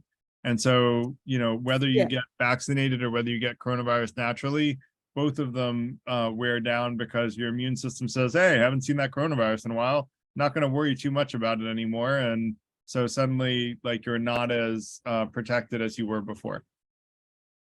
Okay, thank you. You're welcome. Hope that was clear. Jean, go ahead. Yeah, I'd just like to mention the antiretroviral, the drugs, the Paxlovid or whatever it's called. It's not a substitute for a vaccine. It does help. What it does is to lower how fast the virus replicates once you have it. So it might help you get less sick if you take it or less severe symptoms, but you should still get a vaccine because it's not going to protect you next time you get an infection.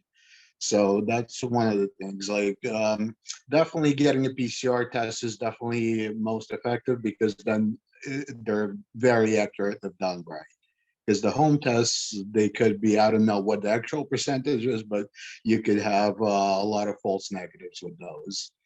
So just if you think you have it, it's much better. I think they even have services now that they come to your house and visit and do it in your home if you can't make it to a place. I don't know if all insurance covers it or how exactly that works. Also getting boosters I think is very important because first of all, it raises your immunity level, it raises your antibody level, but they're also coming out with new ones for new variants. So the last one was a newer version. It was a bivalent vaccine. It works a lot better against Omicron. It's not as effective against the new strain that's going around, XBB 1.5. It's still very helpful, but it's not as effective. So hopefully there'll be a newer one coming out that addresses the shortcomings of the older one. Thank you, Jean, for clarifying that. And the responsive medications have been a huge help in decreasing mortality rates for all people, vaccinated and unvaccinated alike. Trump got one of them when he got COVID, and he was in pretty bad shape for a while. But he got. The good thing about mRNA vaccines, they're a lot quicker to develop, to actually manufacture new ones for new strains, and it also has a lot of other applications. They're currently testing cancer vaccine in the UK, which actually works for active cancer and might work for preventative. So it's very interesting where this is going to go. Right. Yeah. One of my friends is a virologist, and she said that with the way that mRNA vaccines, it's literally like a 2-week period. When a new variant comes out, it's literally 2 weeks to design a new. Now that doesn't include the manufacturing. It doesn't include the manufacturing. Just to give the caveat, it doesn't include the manufacturing, but it literally takes the scientists 2 weeks to come out with a new vaccine to handle that new strain of coronavirus, which is very fast. I mean, that's pretty, that's magic, right? That's impressive. that within 2 weeks they can come up with a new booster. So, thank you also, Gene, for mentioning the responsive drugs, because you know, I definitely hadn't heard of a coronavirus pill vaccine, and it's more those are the ways to, you know, reduce your risk of death if you've gotten coronavirus, rather than ways to defend yourself against getting coronavirus in the first place, which is what the vaccines and the boosters are about. So Richard, go ahead. Good to hear from you again, Richard. I got the first polyvalent booster in September. And then the CDC recommended that you get them, said that after 2 months, the effectiveness of the vaccine compared to non-vaccine goes down by 50%. That's just for catching it. So I went in December and got my fourth booster, but the second polyvalent vaccine. According to the CDC, and the law from the CDC has been spreading, your insurance company should pay for a booster every 2 months. So I expect that in the middle of February, I will get another booster, maybe even for a new polyvalent, including the latest vaccine versions. Interesting. I have not heard the 2 month time frame. That's new to me, so I'm gonna have to look that up. That would be a little discouraging. I get knocked out every time I get a Cronus vaccine. Like, I'm out for a day, like half a day at least. I feel terrible. So Susie, why don't you go next? Yes. I wanted to know, right, if we have any study about the fertility effect of having the vaccine. Because my daughter-in-law, who is a nurse for the longest time, she would not take the vaccine, you know, but she needed that the most because she worked with the patient all the time. But, you know, she was saying that it might affect, she wanted to have kids, and something like that we will not know until like years later, you know, the effect of the vaccine.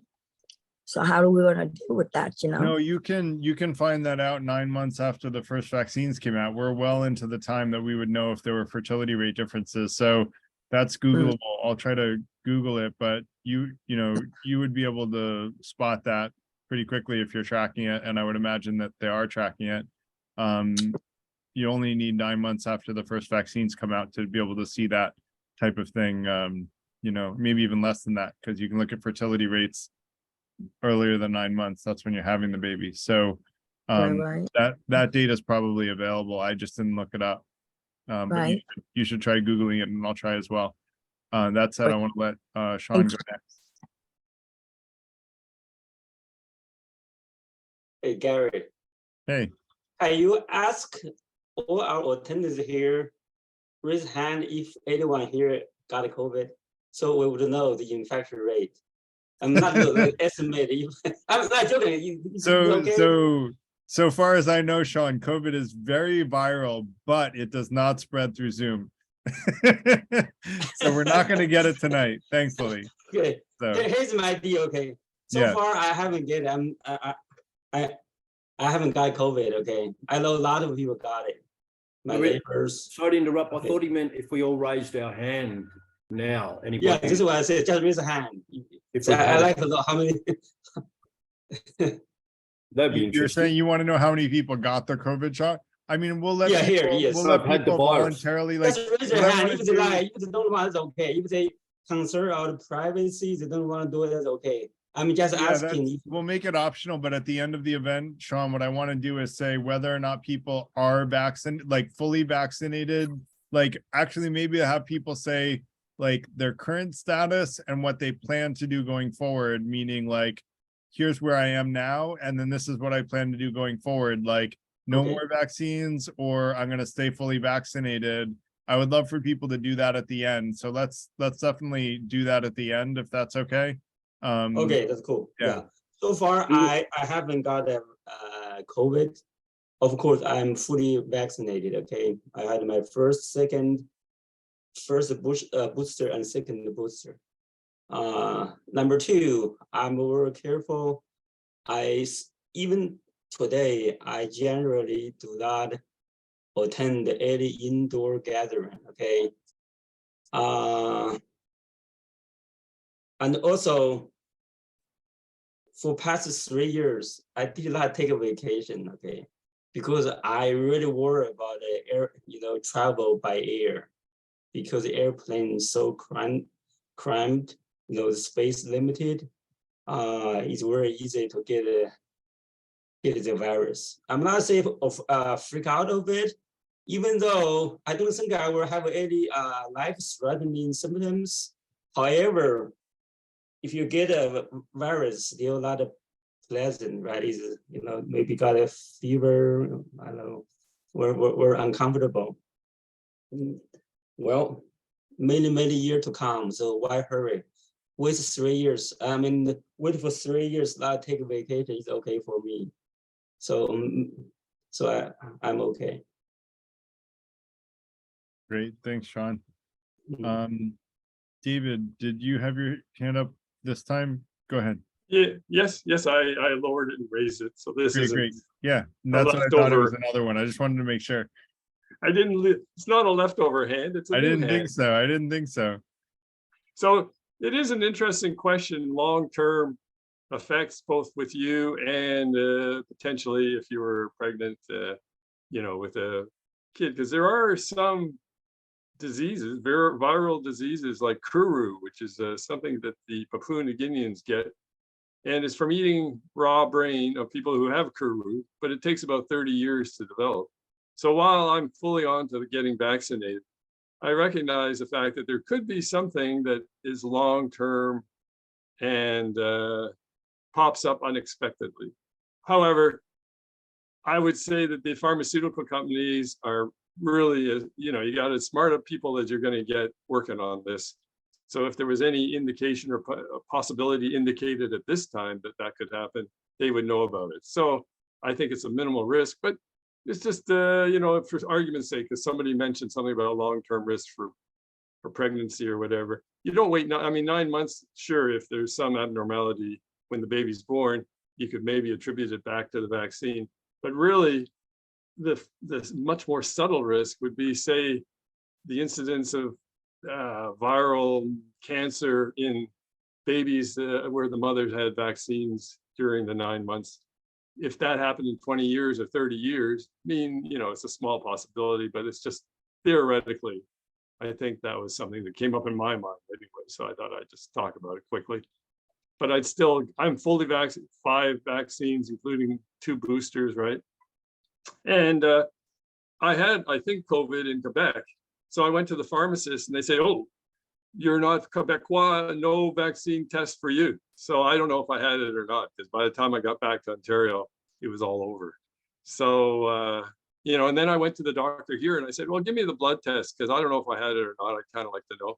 And she said, oh, we don't give it, you have to pay $75 if you want a blood test. And this is in Canada, right? Social medicine. You have to pay $75. There's a lot of viruses out there, respiratory viruses that are worse than COVID. Don't worry about it. And that was it. Got it. Thanks, David. Appreciate it. Will, do you want to go next? Thanks, Garrett. Yeah, I was just thinking it'd be interesting to see, I can understand people might not want to say whether they've had the vaccine or not, but if you could have a hand raised later of who's had the virus, who's actually had it, how many have had the virus, would be very interesting just out of this little sample group. And I don't want to digress, but it was fascinating to see how human nature played out from the inception of this virus in early 2020. Here in Australia, every single case was advertised all over the news. The headline news service was documenting every single case and every single death, and it was sort of like just hysteria, I guess, for want of a better word. And then as it played out, it got to the point, and this is where it was interesting to see human nature, it just got too hard. And they said, all right, we've inoculated like 90% of the population had the vaccine. And then that's it. All bets are off. Do what you want. So we went from like 30 deaths a day being headline news on every news channel to it then went off the charts. It was like, 300 a day, 500 a day, which was low in comparison to the States, I don't know, but per capita, it was very high. But people just had enough of it. It was all too hard. And you could see that with people, they don't wear masks because it's just too hard. And you could see these sort of narcissistic personality types that they're not going to forego any of their liberty, no matter what the consequences are for other people. And it was interesting to see this play itself out. It was an opportunity that the virus gave to observe this behavior. And it's very important to keep that in mind, because the next one could be, who knows what's down the road. I don't want to scare anyone, but you don't know what's cooking up. Ebola could be an outbreak, and there'll be people then who'll go, well, I don't care. I'm not staying in my house. And it's just an interesting sort of petri dish of human behavior, and our innate self-interest is always very close at hand. Anyway, it'd be interesting to see how many people actually had the virus at the end. Thank you. Thanks, Will. As far as who knows what's coming next, theoretically, the last time we had a virus like this, it was the Spanish flu, which if no one knows why the Spanish flu is called the Spanish flu, it's not because it originated in Spain. Little historical fact, it was originated, I don't remember where, but it was not in Spain. The only reason it was called the Spanish flu is because the Spanish media didn't suppress the Spanish flu, and so it got that name. But it wasn't actually, it didn't actually originate in Spain. They just were more free about sharing that it was going on. But this is a roughly 100-year virus, and so hopefully we don't have another one of these for another 100 years, but keep our fingers crossed. Meryl, that said, your turn. Lots of hands up. Yeah. I'm neutral about the whole vaccine thing. I got COVID after I got boosted. So before I was exposed before I got boosted, but I didn't get COVID. I got it after I was boosted. I had bad reactions to the bivalent shot. So I'm reluctant to say, yeah, everyone's got to get vaccinated. And I think people's risk factors are different based on age, based on their comorbidities, based on whether they're living with people who are immune compromised. And I think one of the reasons for the lower death rate among people who got all the boosters is they're not doing things like indoor dining, indoor concerts, indoor events. They're staying close to home. They're really being more careful than most people are. They're getting their groceries delivered. So I think that's a factor. They're not putting themselves at risk of exposure so much. It's an interesting hypothesis. I don't know, did you just come up with that yourself, or did you research behaviors of people that are vaccinated and boosted? Well, the one person I know who never had COVID and has gotten every booster known to mankind, does not dine inside, does not go to indoor events, very rarely leaves her house, and she has not gotten sick. I know that certain activities are considered high risk, like the large indoor events, and staying away from events like that is, I guess, makes it less likely that you'll get COVID. And I think someone who gets boosted is more likely to stay away from those events.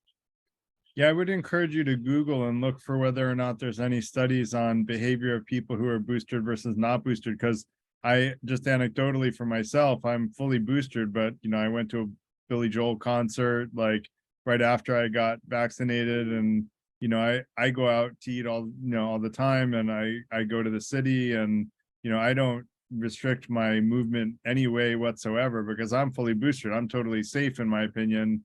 At this point, like I got nothing to worry about. I don't want to spread the virus for sure because there are people that are more at risk than me, but I can't live the rest of my life, living under a shell. So I just basically live my life normally. So all I would encourage you to do is to look for data that will back your hypothesis or refute it, and be open to whatever the data says. And I would encourage you to look for that kind of data, and then come with a data backed hypothesis rather than just a hypothesis. Does that make sense?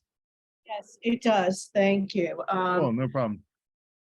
I'm saying I don't feel that I should impose my will on someone else. I don't like it when I'm imposed on, and each person's risk factors are different. I think you have a different risk factor if you work remotely versus going into a job site.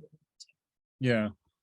Yeah, I definitely understand where you're coming from there. And I will also say that the biggest risk lies to the people who are unvaccinated, and they're the ones making the choice to not vaccinate.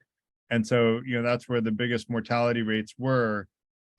So, that's worth noting, is that the decision is on the individual. And I don't like to see anyone die prematurely. So that's where, when I looked at all this data, I said, look, the data seems to say we should get vaccinated and boosted, but ultimately everyone has to trust their own judgment and do what they think is right. I just want to try to combat misinformation like the mark of the beast and the coronavirus, the microchips from Bill Gates. Like those, I think, are misinformation. And I don't want people to make a decision that will put their life at stake because of misinformation. I want them to do it because they think that it's the right thing to do for another reason that they can justify. If anyone has a good reason not to be vaccinated and boosted, I would love to hear hands up about reasons not to be vaccinated and boosted. If people have them, like I welcome those kinds of opinions, and it'll give a broader perspective to the audience, since a lot of the people speaking up are pro-vaccine. And after doing this research, I became more pro-vaccine. But that said, I want to let Dennis go because there's still 4 hands up. So Dennis, go ahead. I would like to pose a more philosophical question. Sure. The fact that we are having this debate, and it's not just here, it rages all over the place, is demonstrating the fact that there is a lot of mistrust between the people and the government, not just the government, the establishment in general, the government, the medical establishment, the press. And the first question that comes up is to what extent the establishment is to blame for the lack of trust. Like, where did they drop the ball? Where have they been wrong? Have they been too boneheaded, where unjustifiably confident, where they should not have been as confident as they were, and where they were sort of ideologically motivated in their advice rather than sticking to the truth, even as little as they knew at the time. It's an important question because COVID was not Black Death. But the next epidemic might very well be the Black Death, with a much higher mortality rate. And the lack of trust between the people and the establishment can prove fatal, not just to 2%, but to 20% or to 60% of the population. And I think that's the question that's worth debating. And I don't have an answer to that, not the direct answer. So I'm just going to pose the question and bow out.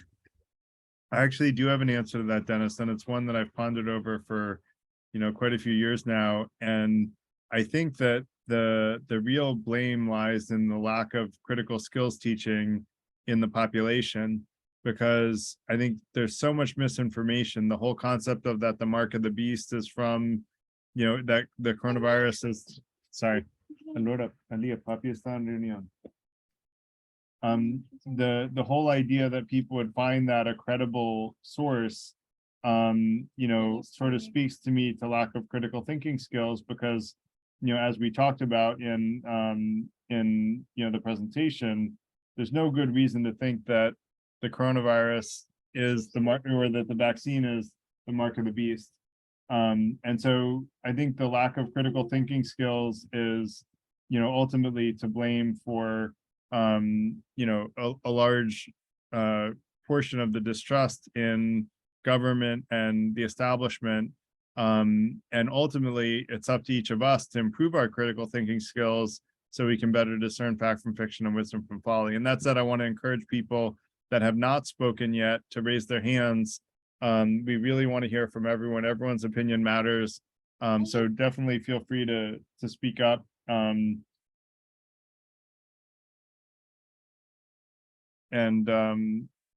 that said, I'm going to let Jean go.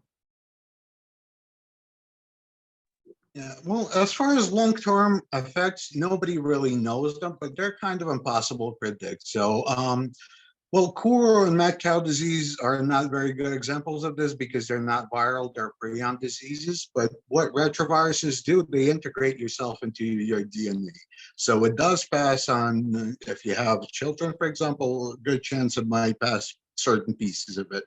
But I actually read a theory recently that human brain evolution might have been accelerated by one of those retroviral diseases. So it might not always be a bad thing. So, I mean, I wouldn't worry too much about it because those things are unpredictable, and, a new virus, completely new virus could pop up at any time. So I don't think things like that are just worth worrying about too much.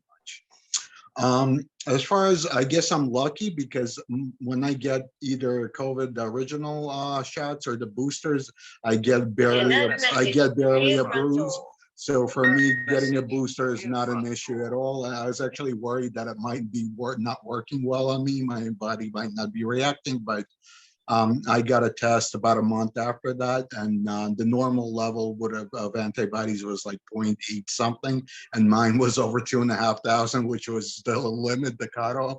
So I guess it is working, but I understand that's not everybody's experience. So I guess that's up to individuals how often they want to get boosted. Great, thank you, Gene. A. Byrne. Hi, thank you.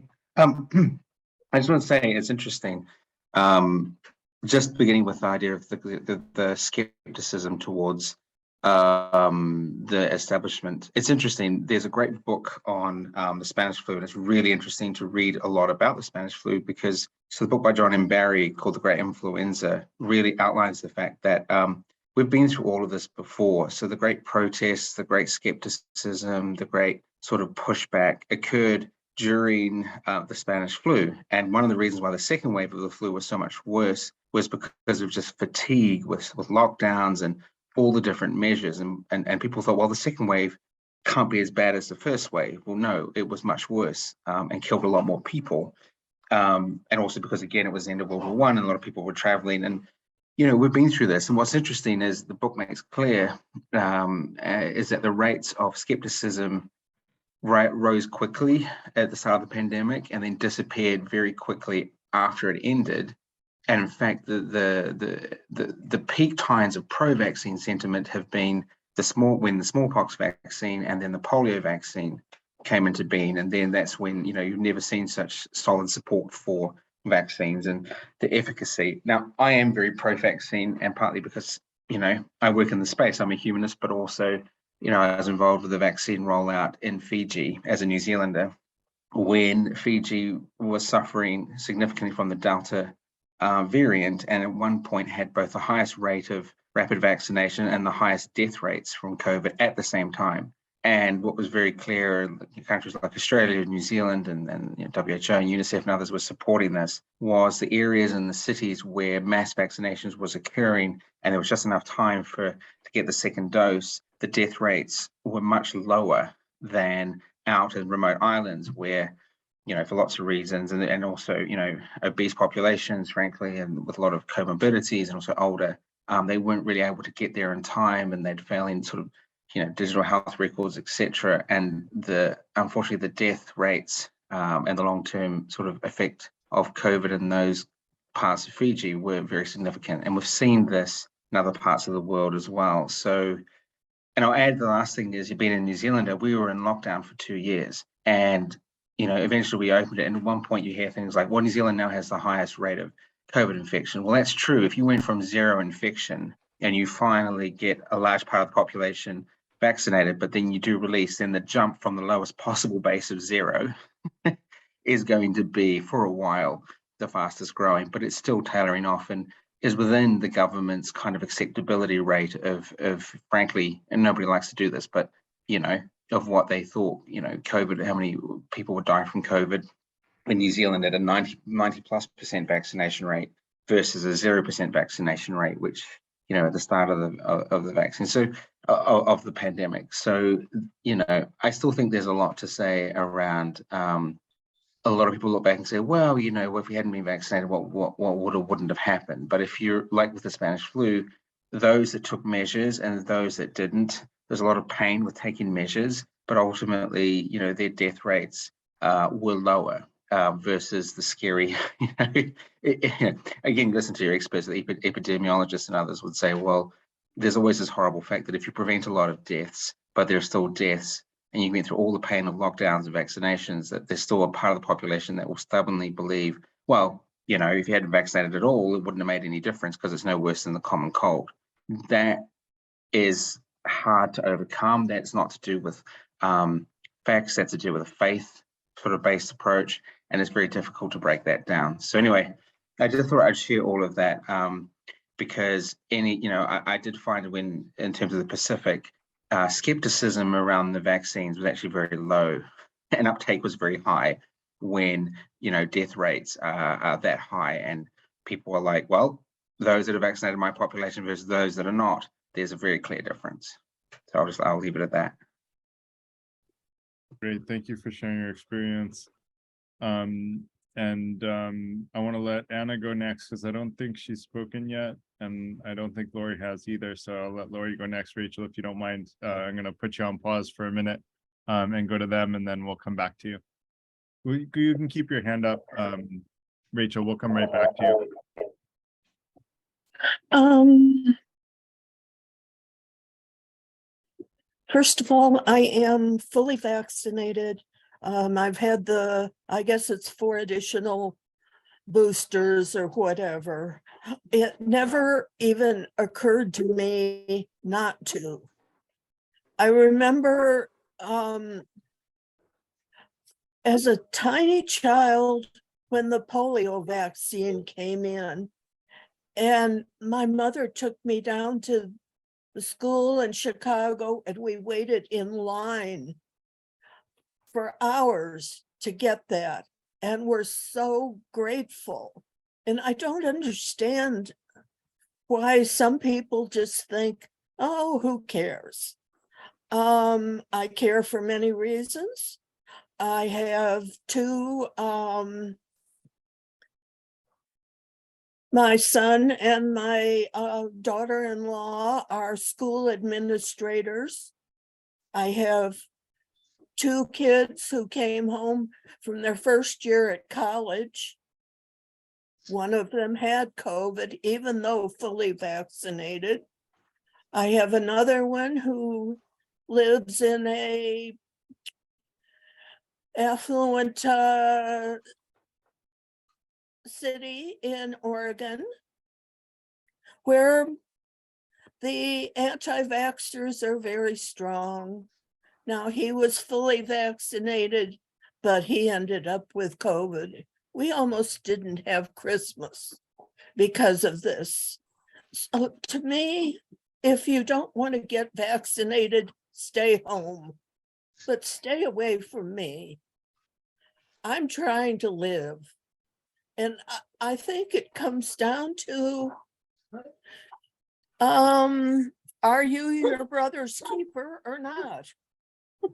If you've decided you're not, okay, live with yourself.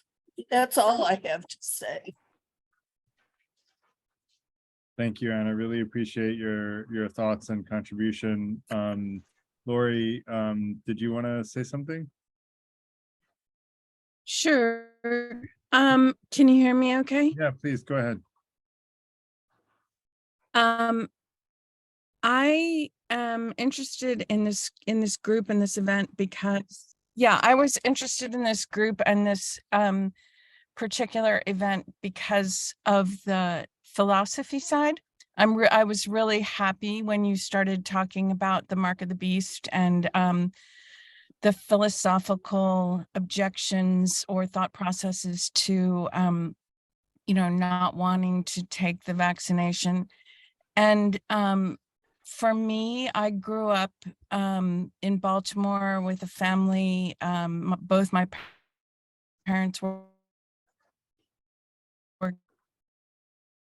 at Johns Hopkins, and they're both, my father's in medical research and my hygiene. And so all of their friends, everybody they know, was working on COVID statistics as well as developing, interventions to the disease.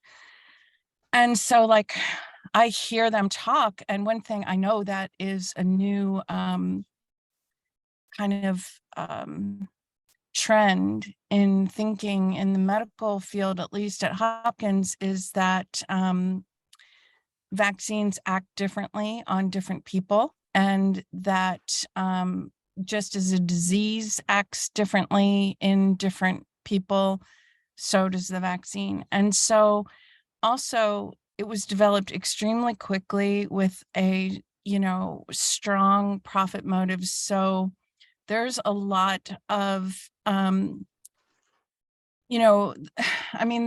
possible, like, I know that Hopkins is, has a lot of its financing comes from military, and over many, I know from my own parents that things that were considered, appropriate medical treatments were later realized to not be as appropriate as I thought that they were.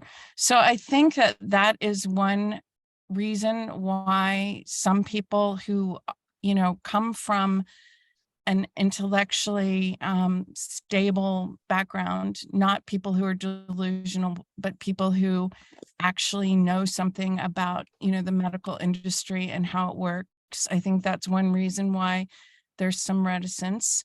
I think that statistics in general are, they change over periods of time. Hopkins itself has changed in what they believe is, the origin of the disease. I mean, pretty much people really do believe in medical communities that it was created in a lab.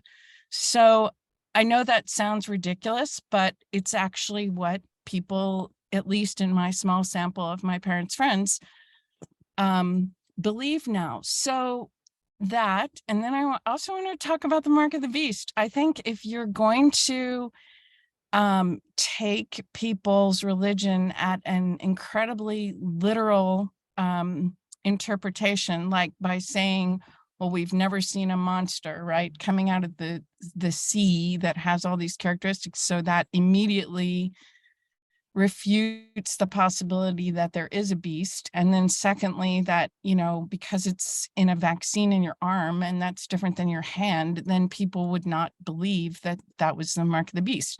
Now, for context, I am fully vaxxed, fully boosted. I am a believer in, medical science, and I'm not a Christian, but I live in a rural community. I see a lot of people who, I have a lot of Christian friends, and I think that the interpretation of what the mark of the beast is as metaphorical as any other aspect of any other religion.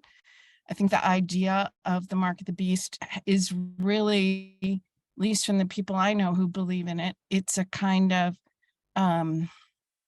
understanding of a kind of technological intervention in human life, and that we're going through an irreversible period of inviting or accepting technological intervention.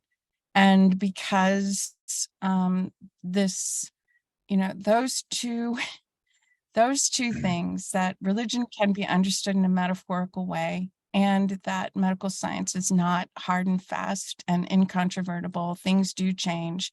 And 25 years later, people could be looking back and going, yeah, well, we thought that back in 2020, that this was, a harmless vaccine. And in fact, now we've seen, generations of people who have had effects from it. So just from a purely philosophical point of view, I think, especially when you're talking about a free thinking seminar, that it's really good to open up those possibilities in the discussion. And that's all I had to say. Thank you. I've really enjoyed it. Thank you, Lori. Will you give a gift of your towel? I don't know. Sorry. Busca una toalla, amigo. Busca por ahí. Busca mami. Busca mami. Sorry.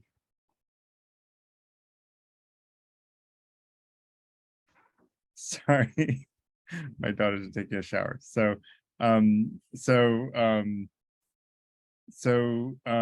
Totally hear you, Lori. And I admit, like, I have not had long drawn out discussions with Christians about why they think coronavirus is the mark of the beast. While you could claim that it's a metaphor for technological intervention, you could claim that about every vaccine that's ever existed in humanity, and most Christians have taken all the other vaccines. So, whereas some Jews have not taken and still do resist the vaccines, there are Jewish communities that resist measles and mumps, and there are outbreaks every couple of years in this area of the country of Jewish communities that have children that get these horrible diseases because they were never vaccinated.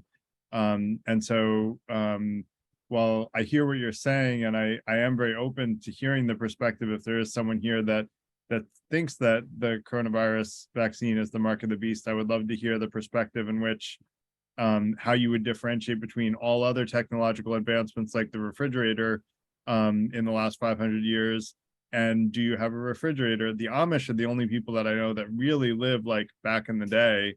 And they're pretty cool people and live a very interesting life. And if we ever destroy all of the technology that exists in the world, the Amish are still going to be strong. So we at least have someone that will survive if that happens. But for the rest of things, I guess I have trouble distinguishing where the line is drawn on what's metaphorical and what's not. And so I would welcome the perspective of someone that thinks that coronavirus was the mark of the beast, but the other vaccines were not. Like, why make that distinction? As far as the profit motive for pharma, I totally agree with that point. And I will say I know people that did research for Big Pharma up until Big Pharma came to them and told them what the answers to the studies needed to be. And Big Pharma basically said, these are going to be, your side effects can't include these things, et cetera, and told them what the answers to the studies were going to be. And, then they said, look, I'm no longer interested in participating in this. And so I definitely know from people that I know personally that Big Pharma does doctor the numbers and try to doctor the numbers. And of course, that doctor's data is now out. So the other doctors that are still participating in getting the money from Big Pharma, they're giving the results that Big Pharma wants. So I am not one to trust Big Pharma, but I'm also not one to say that every single country in the world is doctoring numbers to protect Big Pharma, because every country in the world doesn't have a profit motive to protect Big Pharma. And so I would argue that the vaccines are still doing more good than harm, given the global view that I tried to take in looking at mortality rates and looking at the impact of taking the coronavirus vaccine and being boosted. That said, we're going to sort of wrap up in the next few minutes. I'm going to let Rachel and Richard go, and then I'm going to take a quick vote about whether or not people are, for people that are willing to share, whether or not you're vaccinated, you're fully vaccinated, which we described what that means is that your vaccines and boosters are up to date. And then what's the plan going forward? Do you want to be fully vaccinated or no more vaccines and boosters? And so we'll ask that question after Rachel and Richard get to go. So Rachel, you first. Well, I guess I just want to say at this point that I'm really grateful that I went after Laurie spoke, because I had been thinking that it seems most people in this particular group are pro-vaccine, and I have been vaccinated. However, I was hesitant initially because I was pregnant when I got the vaccine. I felt very pressured to do so. In fact, it was kind of like a threat held over me where I would have to wear a mask during labor if I did not get vaccinated. And then I also just wanted to bring up the point that has been kind of touched on, where I don't know still if I'm comfortable getting my 1-year-old, maybe not at this point, but eventually vaccinated against COVID. And, you know, just if anyone has thoughts on that particular issue of getting kids vaccinated. And then even like, just to play devil's advocate a little bit more, like I'm not necessarily convinced, even after all of this discussion, to get booster shots. And I apologize. I mean, everyone, I apologize. I feel bad even just like admitting that out loud. It's just, no, I do kind of, like Lori was saying, recognize that medicine and science is ever evolving, that there are always new findings that, you know, we may not understand today what we could understand in 10 years. Or someone else brought up the point, like, what if wait 30 years from now, we know that getting the vaccine in pregnancy does cause cancer, or, you know, some other type of thing, have some other sort of adverse effect. So yeah, I just wanted to, I guess, confess my genuine thoughts and feelings, even after learning from all of you, clearly sound of mind people who have done a lot of research into this. Yeah, thank you, Rachel, for sharing. You should never feel ashamed of sharing your opinion transparently. That's part of the second intention, is to share who you are and what you believe transparently with others. And then I would encourage you to have an open mind to what you hear back. Congratulations, by the way. My kids just turned 5, or about to turn 6. They are 5, and they are vaccinated. From my perspective, you asked for perspectives. You know, I wanted to make sure that I did what's in my control to prevent the spread of the virus, because I didn't want people that were at risk to get the virus from me or my family members, including my kids. My kids are at nearly no mortality risk. They're so young that their immune systems are great, but I don't want them to interact with someone who's much higher risk and end up essentially killing someone because they spread a virus to someone who was very vulnerable. And there are a lot of people who are very vulnerable in our global community here. And so for me, it's about doing what I can to minimize significant harm, which is part of the goal of the Freethinker Institute. And that's why getting vaccinated is important to me, for my kids, as well as for me as a, you know, as a parent and as an adult. I would be curious to know why you're hesitant to booster, if you'd be willing to share, just so that I can better understand that, or so that we can better understand that. I guess it really feels, I mean, if you really want to get deep into it without going on too much of a tangent, I think I have this pretty deeply rooted mistrust of authority. But I loved your point that you brought up about it being a global, I guess at this point, epidemic, where if it were some sort of conspiracy or big pharma, which clearly can't be trusted on so many levels, like, then it would have to be every country doing that, and that seems highly unlikely. So yeah, if anything, it's just true, like, if that's true, we got way bigger problems than coronavirus vaccines to worry about. 100%. Yeah. So I appreciate you saying that, because I think that there is just kind of this deeply ingrained mistrust of authority figures and just doing things because that's what the majority thinks should be done, or what is you know, that's what's being mandated.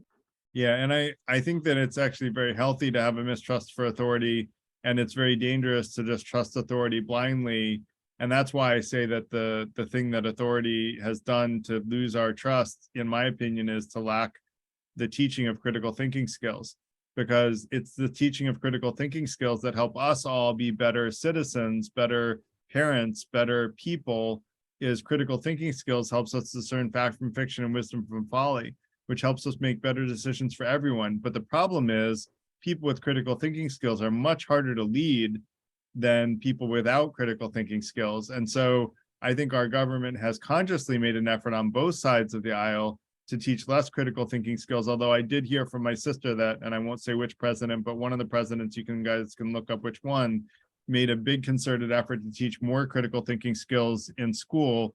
And she, as a teacher, when I complained to her about this, said, oh no, right now they are trying to teach critical thinking skills in schools, and this is how we're doing it. And actually they did have a pretty intense way of teaching critical thinking skills during that presidency. But then other presidents want to get rid of the entire Department of Education, which is a whole nother lack of critical thinking skills.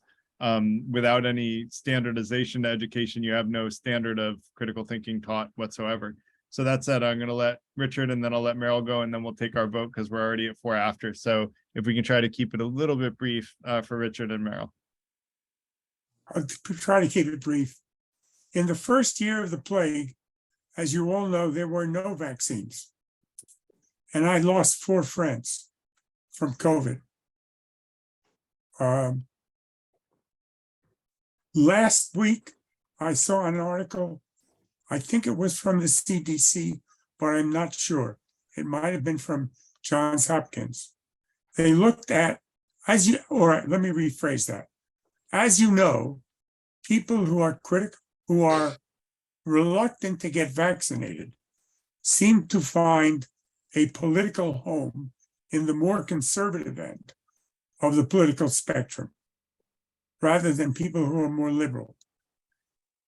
So what they did is they looked at counties which could be characterized as Republican and Democrat. And they found that the death rate from COVID was twice as high in the Republican counties.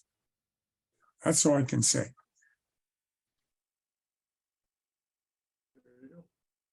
I don't want to add anything to that. I'm going to go on to Meryl. Thank you, Richard, for sharing that. I appreciate it. Okay, so you asked why someone might not want to be vaccinated. It's because they may have had bad reactions to previous vaccines, either COVID or non-COVID, or they may know people who had bad reactions to the COVID vaccine. I think that's on a lot of people's mind. I am fully boosted. It's definitely on my mind because I did have bad reactions, and I don't mean just for a day. I mean for 3 or 4 days, and I am not sure if I'm going to get more vaccines because of it. I also know people who told me that they had bad reactions to the COVID vaccine, and I think that is why there are people that are afraid of getting either the vaccine or a booster. Yeah, so Meryl, I would highly encourage you to look into the Evusheld, because I had never heard of it until I did all this research. And that is supposed to be the solution for people that had bad reactions to the COVID vaccine.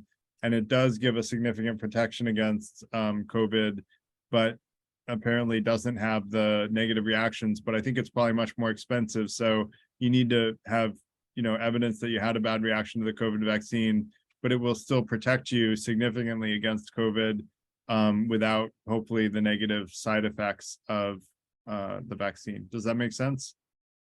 Yeah. I'm just, you had asked the question why people are shy of the vaccine. And I think I would point out that we wouldn't need the vaccine courts if the vaccines were totally safe and effective. Yeah, so all vaccines have like a response. Like I get the flu vaccine every year. Ever since I got the flu without the vaccine, I almost I was in very bad shape. I thought my life was at risk. I was in really bad shape when I got the flu, and I get the flu vaccine ever since then. But when I get the flu vaccine, I'm always sick for a day. And like I said earlier, when I get the COVID vaccine and the boosters, I'm always sick for a day or half a day at least. And so there's always some sort of negative reaction to every vaccine, like for all vaccines.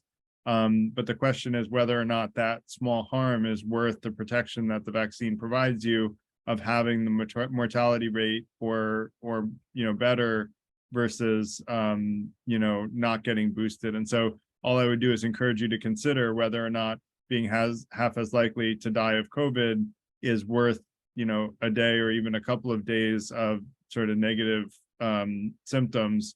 And you all obviously have to make that decision for yourself. That's a personal decision.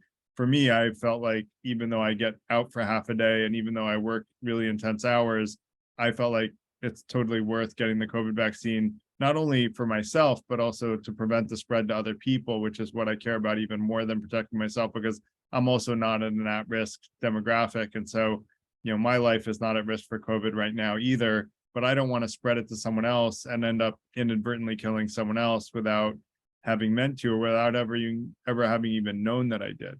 And so those are some other things to sort of keep in mind when you're making your decision. That said, I do want to ask everybody, and I'll let David say his point while people are voting. But I do want to ask everybody to say in the chat, and I'll lead it off. Whether or not you're vaccinated, whether or not you're fully vaccinated, and what your plan is going forward for anyone willing to share. And I will put my answers in. And so for anyone willing to share, I would love to have people share whether or not you're fully vaccinated, whether or not you're vaccinated, fully vaccinated, and what your plan is going forward, whether or not you plan to stay fully vaccinated or not stay fully vaccinated. And that said, I'm going to let, while people type that into the chat, I'll let David go. I was just going to clarify that it's not that the vaccine wears off, it's that your immune system gradually gets lazy or less effective. So it's always the curve of the immune system response that we're talking about. The vaccine itself does its work in a couple of weeks and that's the end of it. It doesn't stay in the body or anything like this. And of course, along with the immune response dropping off, there's also the virus itself mutating. So it's really hard. It's kind of a moving target versus a immune system that, some people it's better than others, but generally the trend is down for your immune system over a course of time. But the curve angle itself varies tremendously between people. And some people only need a couple of vaccines and they're good for life. But the general population needs boosters periodically, they think, so far as we know. So I just wanted to clarify that, because it's not that the vaccine decreases in your body over a period of time, it's that your immune system, it's all about the immune system. And in fact, it's interesting, people who would have died young because of weak immune systems now are facing COVID mortality because they've been sheltered, virally sheltered by our modern medicine until they get old, and then their immune systems are really dropped off. And well, I don't know what my point is, other than the fact that modern medicine is creating a pool of people whose immune systems are not as strong as perhaps historically they would have been. That's it. Thank you. Thanks, David. So with that, I want to let people, I want to thank everybody for joining.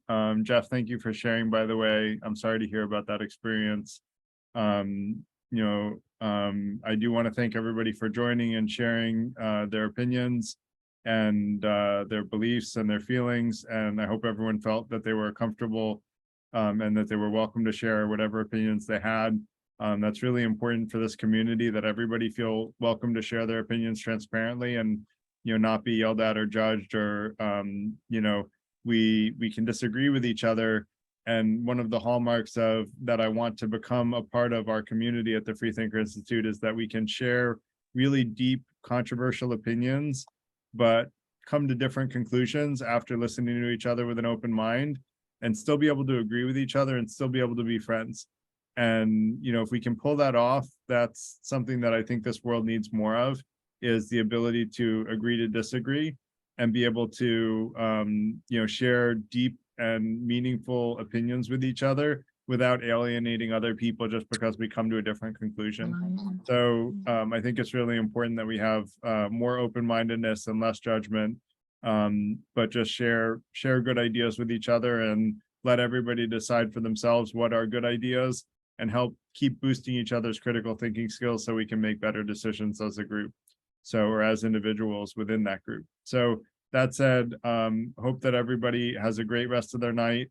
Thank you all. We ran a lot longer than we usually do.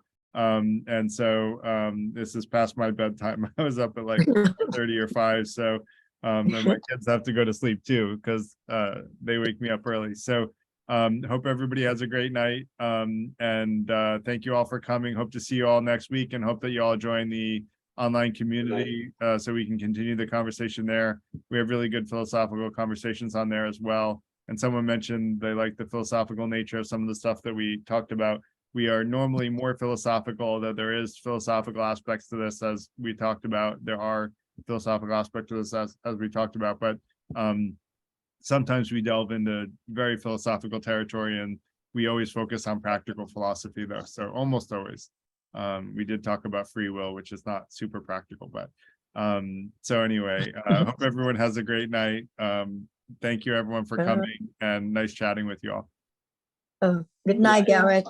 I think Bye-bye. your daughter was trying to tell you about your bedtime. You better hurry. She was like, Daddy, get me a towel. It's time to go to sleep.